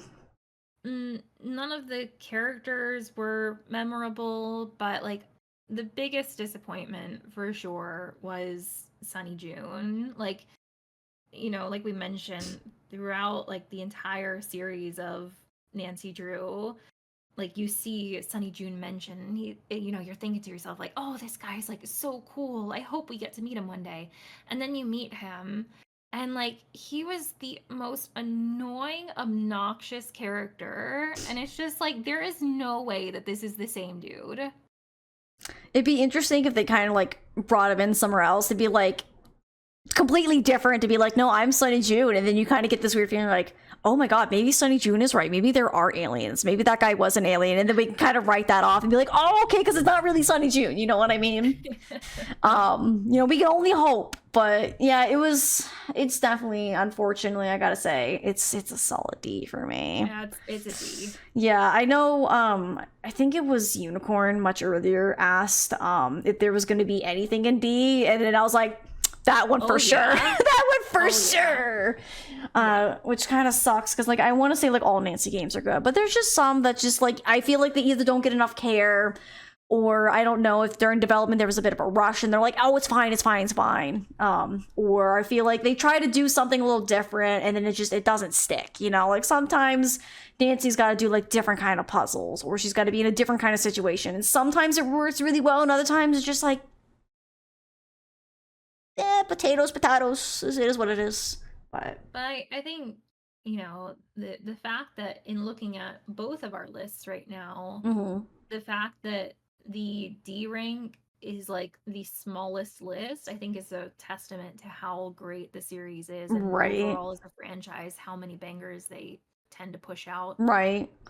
I know, like, obviously there's not like a ton of S's, but I mean that's like for like the perfect ones. So like I think having like especially for me, A and B being solidly tied means a mass majority of them are just really, really good. And there's only like a couple that are just kind of middling, and there are just like a couple where it's just like, oh, these ones were kind of bad. So like the fact that Nancy has 33 games, almost on to 34, and having this high of a ranking, I think that means that it's a great series. Oh, 100%. The fact that it's gone on so long and they're about to come out with I mean, including the dossiers, they're 36th game. Well, if it's 33 plus 2, this would be, yeah, the 36th. Yeah, I mean, Crazy. that says something. For sure. So next we have Labyrinth of Lies. Do you want to go for it or should I? If you have a good memory of this one, I'd say you go for it. Like, I remember this is another one where I remember the gameplay a good bit, but not like the plot of it, like why she's there. I gotcha. Too I'm much. trying to remember like why she's called there. I feel like I like remember like the game, but like why Nancy's there, I'm like, what? Why was she there? I know she wasn't there just to be like, I'm just kind of here. I don't remember someone's asking her to like snoop. I feel like that might be right. Like there's like something going on with like this play and like antiquities that I think someone's like, Nancy, you need to figure out something's fishy kind of going on. And so I can't remember, is Nancy actually in Athens for this one? Because like everything's very like Grecian and kind of Romanesque kind of designed. Maybe. So I think it might be like actually like in place like in Athens or somewhere within that area. Because it's a play around Hades taking oh god, I keep thinking of all the other like goddesses. I'm like, no, not that one, not that one. It's not Demeter. Persephone, thank you. Oh my goodness. Yeah, it's the play of where like Hades like steals Persephone is like the play of what's going on. But Nancy's also like, as you can kind of see like in the picture, like here's like Persephone's hand and like Hades' hand with like the pomegranate. And you can see like hell in the picture. Like it's really tiny, but then there's like a building up here. So there's like a museum really up high in the hill. And then down like the slope and all these stairs is the amphitheater where they're having the play. And so Nancy is usually up like at the museum kind of curating, designing this, designing that. She tests for authenticity, stuff like that, and then also kind of helps like the play people like do stuff. And there's some things going on and maybe some like relics being forged and stuff like that. And Nancy'd be like, who's forging? What's going on here? And so Nancy like kind of like goes, I wouldn't say goes undercover, but just kind of investigates a bit more, gets to know these characters. There's a lady who's playing Persephone's mother. I forget who Persephone's mother is. But then there's also Persephone, the character who's playing Persephone, there's Hades, and then there's Hermes. Those are the characters in the play that Nancy gets to meet, and she kind of investigates them, does some interesting puzzles, some Greek kind of puzzles. It was an okay game, in my opinion. Some of the puzzles are really good, and some of the puzzles I'm just like, this one kind of misses. I think for me, just the whole game kind of missed. Like just I really don't remember like any of the characters. The gameplay was not memorable for me. And like you kind of flip-flop back and forth between like kind of two locations. Kind of, yeah. So yeah, this one kind of missed the mark for me. Yeah, and also like I know how sometimes we talk about like, oh, like this person like completely like surprised me for who did it. Not really in this one. If you play it, like you kind of be like, yeah. I feel like they made this one a little too on the nose, and it wasn't even like, oh, we did this on the nose. Just kidding. They've been a red herring this whole time. It was secretly this person that you trusted the whole game. You're like, oh my god, how could you do this to me?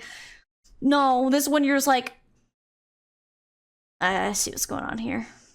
I can smell it. So honestly, I'd probably put it at a C. Like it's not the worst, but it definitely doesn't really like feel like it contends with these to like be in the same like level.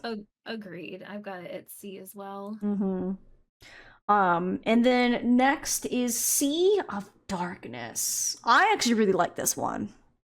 Tell me more about it. So it's been a hot minute since I played. So Sea of Darkness takes place in Skiprov, a Scandinavian town. I think it's Was it Iceland. in Iceland? Yep. Yeah, I think it's Iceland or it's Greenland. I know they're kind of like opposites, whereas like Greenland is like icy and Iceland is green. But anyway, it's in a very cold Scandinavian place. Like there's pretty much like a blizzard at like all times where Nancy's just like, whoa, it's cold, like trudging through the snow. And unlike White Wolf Icicle Creek, you don't have to like constantly be like taking care of Nancy's like temperature level, which I'm like, oh thank God, so I can just be Nancy. But Nancy shows up to this town and she's asked to help by I forget her name. I can picture her, Daphne. And Daphne is not like world famous, but she's like a globetrotter. She's hunting for like world mysteries that have gone missing for ages. And she's like, I'm after the find treasure and make money. And apparently she's really wealthy, and occasionally she kind of like goes like, I guess it's time to look for some more stuff. She's kind of like a Laura Croft kind of character, is like how they designed her to be.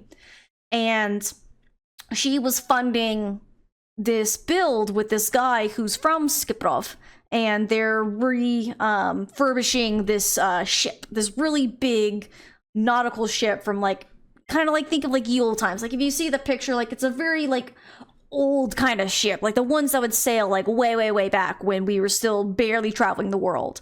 And they're like repainting it, refurbishing it, like making it all really nice. And he would come sailing in for like some kind of annual festival that they have going on. But oh no, he's not on the ship. No sign of like struggle. It's not like someone murdered him. It's just he's not there, and no one was on the ship. It just came like sailing in like it was supposed to, but then it crashed into the dock. And Daphne's like, Nancy, we got a problem. I need you to come in here. Nancy's like, I got you. I'm coming. So Nancy shows up here.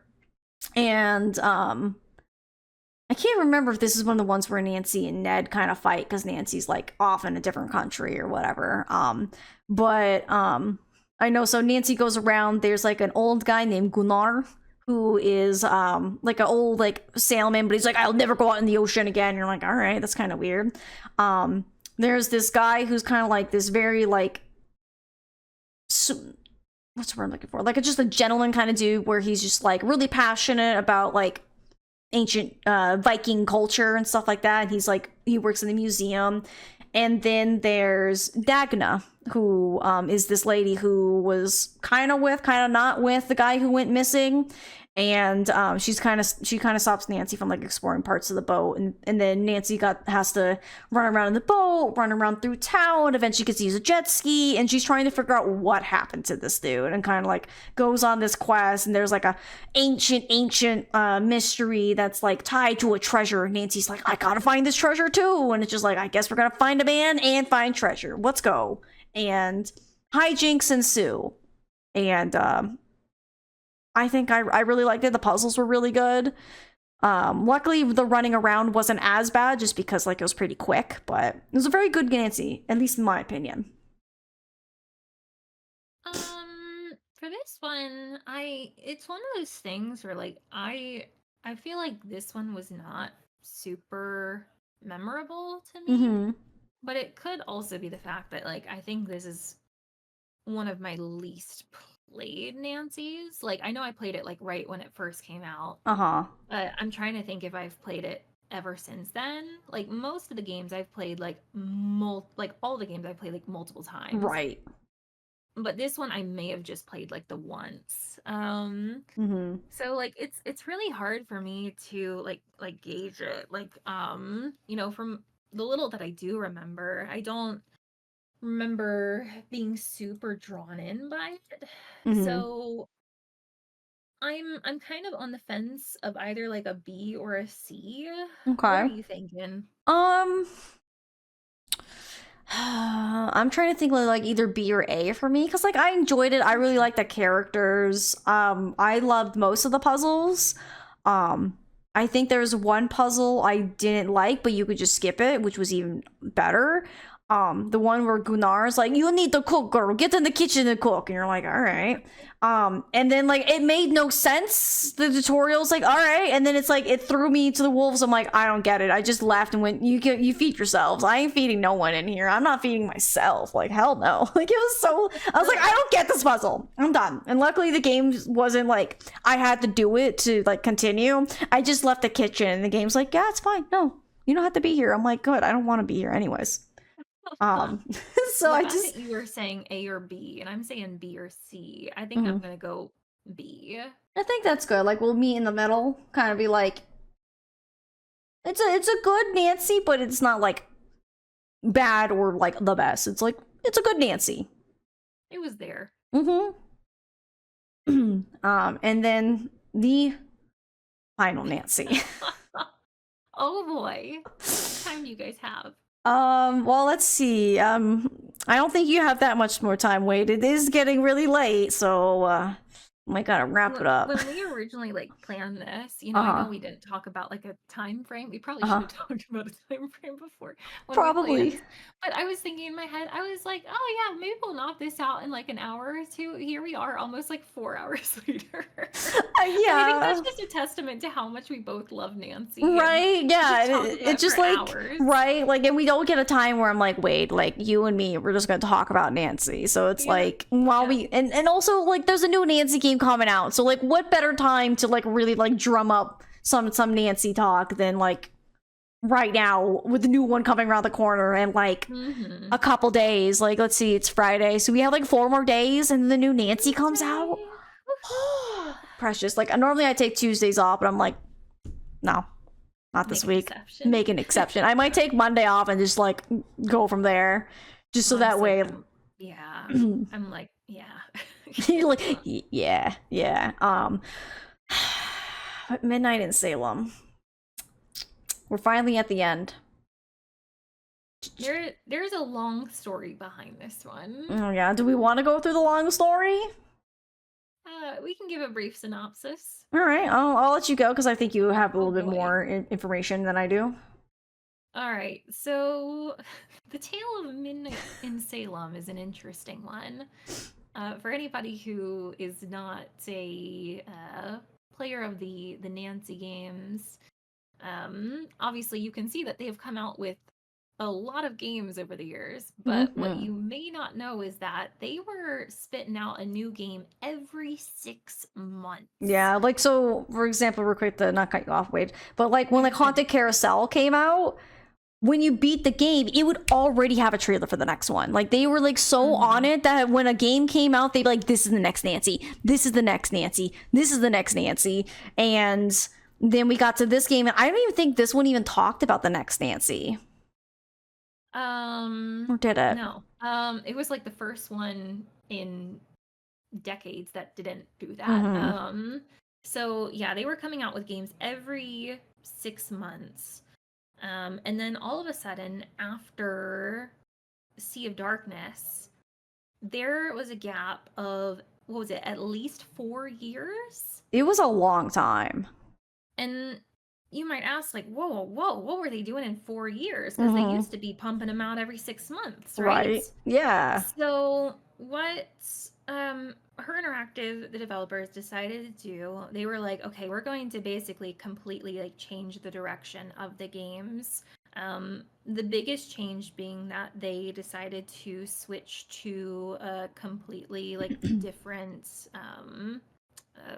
what do you call it, program utility, and I think probably the engine, thank you. They were, because up to that point they had been using their own proprietary like built-in house engine for the past like couple decades. And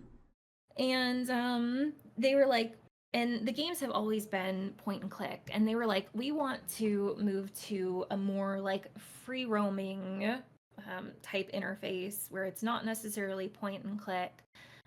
We're also going to completely phase out the main voice actress who has voiced Nancy for the past 33 games, 34 games. I think 34 at that point because of the 2 dossiers. The dossiers, yep. and we're going to bring in like a new, fresh voice actress for it. Basically, change up everything, right? Right. Yep. But along the way of this 4 years, by the way, it was not supposed to take this long for development. But come to find out, a team who has been working on their own proprietary engine and software for the past like 2 to 3 decades, completely switching to a new engine and a new way of building a game is not as easy of a feat as they may have thought. Right. So it turned out that most of the game was not even built by Her Interactive. They actually outsourced it to a different company. I can't remember the name of the company exactly, but this other company had made games in the past and they were not great. So I don't particularly know why this particular company was chosen to craft a good portion of the game, but they did. So yeah, after like many delays of players and fans of the game, waiting and being, pushed back, finally they come out with like a trailer for the game. And I still remember the palpable disappointment across the community when the trailer and the full game eventually end up being released. Because you would think after, so much time of them working on it, it'd be like, okay, this is going to be flawless. Right. But not only, it was supposed to be like a free roaming, non point and click game.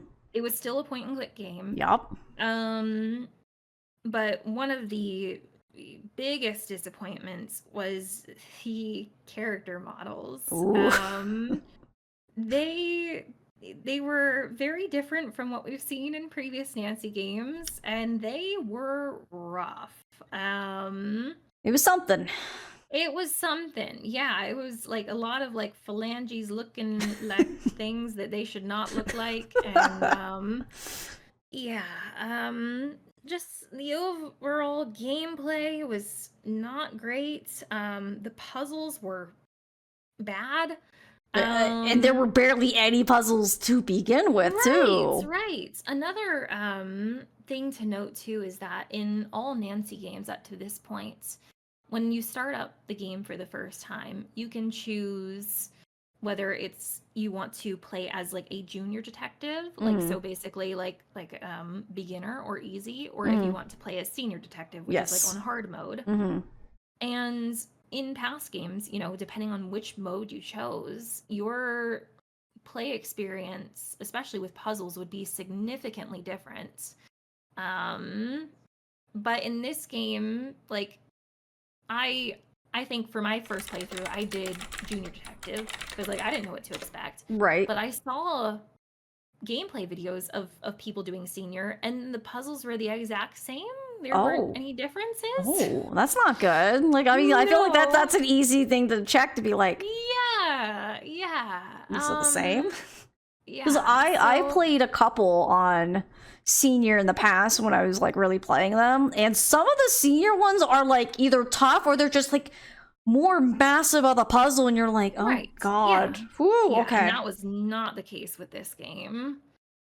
It was one of those things where Her Interactive, I think they took a risk and took a gamble, and I think they needed to make some of the improvements that they set out to do to kind of keep up with growing trends in gaming and graphic design and stuff like that, and to keep an audience. But the way that they went about doing it ended up train wrecking.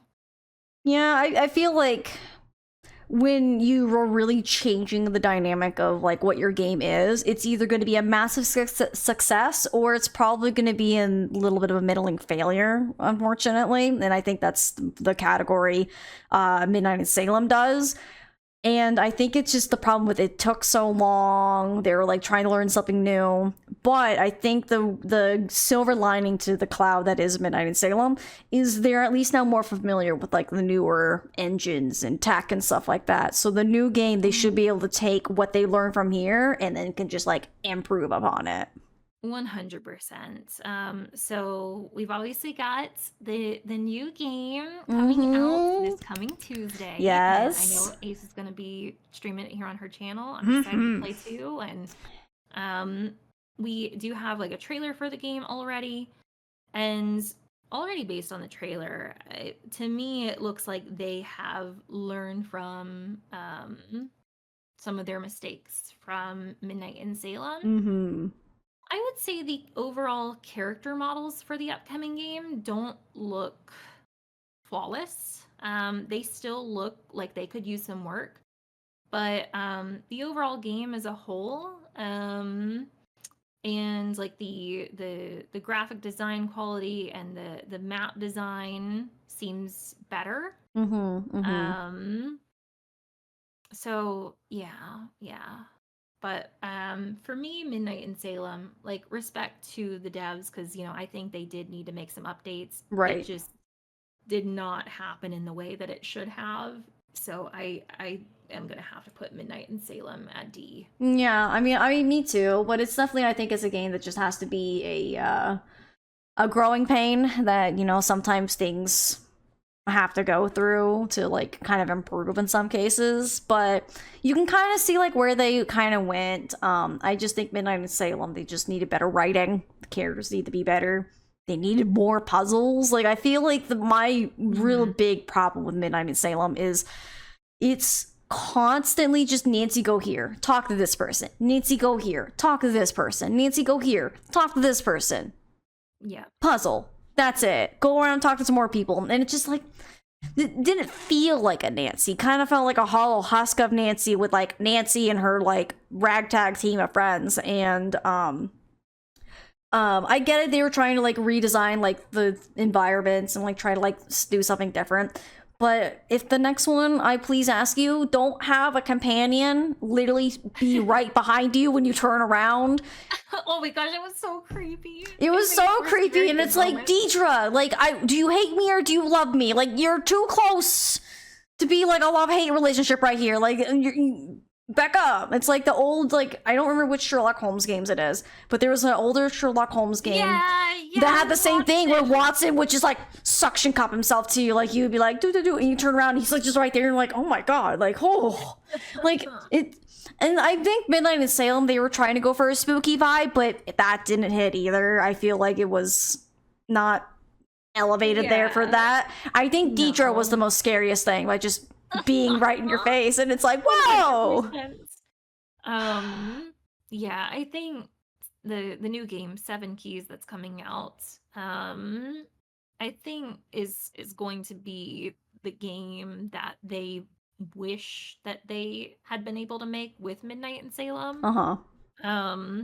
Like, for instance, with Midnight in Salem, they like said from the get-go, like, oh, this is going to be like a kind of open world exploration style game, no point and click like it has been in the past, right? And with this new game, we're actually going to be able to do that, but it is also giving us the option to play as point and click if you want to. So I think the option there is really quite fantastic, right? And another thing too, which I found very interesting, so like other Nancy games in the past, I feel like you could complete them easily under 10 hours, maybe 8 or even less than that. Whereas with this upcoming game, they're marketing it as having like 20 hours of gameplay. Really? Oh, that's super exciting. Like, because I think like almost all of these Nancys, I don't think any of them might have to do like 2 streams for them. Like I always did them within a stream. Some were really long streams. Like I know Castle Malloy was really pushing it. But a lot of them, like I could be within a day, you know? Like, it's like a, you know, a good couple hours. Like, a good chunk, like, maybe a little bit longer This depending one's on the gonna be several mysteries. streams. I'm You might just want to set aside the week. which is also super unfortunate because Little Kitty Big City also comes out that week on the 9th. That's right. Yeah. So it's gonna be a struggle, but I'm ready. I'm excited. But friends, that I guess concludes our tier list. So if I can get like a big round of applause, some like good Heidi Hoes and Heidi Hayes, and some like emotes in chat for Wade being so kind to do her own stream, and then like, come over here and participate in my stream. Like, oh my goodness, let's give some love for You know Wade. what? You're just such a good host that like the time just like went by so quickly and I didn't even realize it. Right. I mean, I know it's getting much later for you, so I'm gonna try my best to not keep you too much longer. But Wade, thank you so much for being here, chatting Nancy with me, giving me your side to the opinion. It was fun really talking to Nancy, and I can't wait for Tuesday to come out so we can experience it, and then we can talk to each other and be like, what do you think of the new Nancy? I know. Thank you so sincerely for having me. Yeah, thank you so much for taking time out of your day. Like, I know you already like did your own stream, and now you're kind of doing like half of my stream too. My goodness. Well, this is part of the reason why I was like, let's do this like on like Friday evening. Right, 'cause that way I was like, if I'm really tired the next day, like I don't have to worry about working that day. Right. I mean, so- I'm streaming tomorrow, but I'm definitely streaming after our we have our meeting tomorrow too. Yeah, we do. Mhm. That's starting at 1 p.m. your time. Yeah. But yeah, thank you so much for having me here because I know you've got several Nancy friends, so just you being so kind to ask me is really appreciated. Right, of Thank course. you. Also, I'm gonna do one more shout out for the lovely Wade lady. Give it up for Wade. We love Wade around here. My lovely co-host and Thank Nancy. you. I love you too. Yeah. But yeah, friends, if you haven't followed Wade, I'm surprised you'd be following me and not Wade. But if you haven't, please do. Wade's also gonna be playing Nancy on Tuesday, and probably until she beats it. So if you want more Nancy content and you enjoyed our chatting, if you play any of these games, let us know. We want to hear your thoughts about it. If you're gonna pick up the new Nancy, by all means, let us know. But yeah, if you want to see the new Nancy and see how Wade plays, how I play, we're gonna play very different. Like, I kind of hit buttons until I saw the puzzle, and Wade's like, let me see if I can solve this with my big GigaChat brain. And I'm just like, boop boop boop boop boop boop boop boop boop boop. I'm in. So Ace is probably going to complete the game in like half the time that I am. I'm like, all right, let's like really like turtle this and like really Wade's gotta think like it out. understand, and I get to the point where I ain't gonna understand this. Like, viciously pushing buttons. But and hey, you end up finishing it at the end, so that I guess that's what matters. exactly. Wade and I are literally just the tortoise and the hare when it comes to mystery solving, but we get to the end anyways, and then we get to discuss it, so it should be a good fun time. But Wade, I'm gonna let you go, my friend. Thank you so much for chatting. Get some good sleep, get some good rest. We got a little Zoe baby right here with some little glowing baby eyes. Did you have fun, Zoe? Where would baby? be a good place to share our whatchamacallit, our rankings? Do you want to do it in just like the Nancy Drew thread? We can either do that or photos, whichever works, and then I think I'll maybe grab both, and I can put it on Twitter and be like, look at the fun thing that Wade and I did. You tell me where you would you prefer photos or Nancy? Let's put in the Nancy, so that way it feels very, like, specific. Okay, sounds good. Thank you, thank you. Thank you. Alright. Friends, I'm gonna say goodbye to Wade one last time. Goodbye, Wade! Goodbye. Goodbye! Thanks so much for Have a having good me. I night, hope get some good sleep. Bye-bye! you have some sweet dreams, okay? I will. Bye-bye. Bye.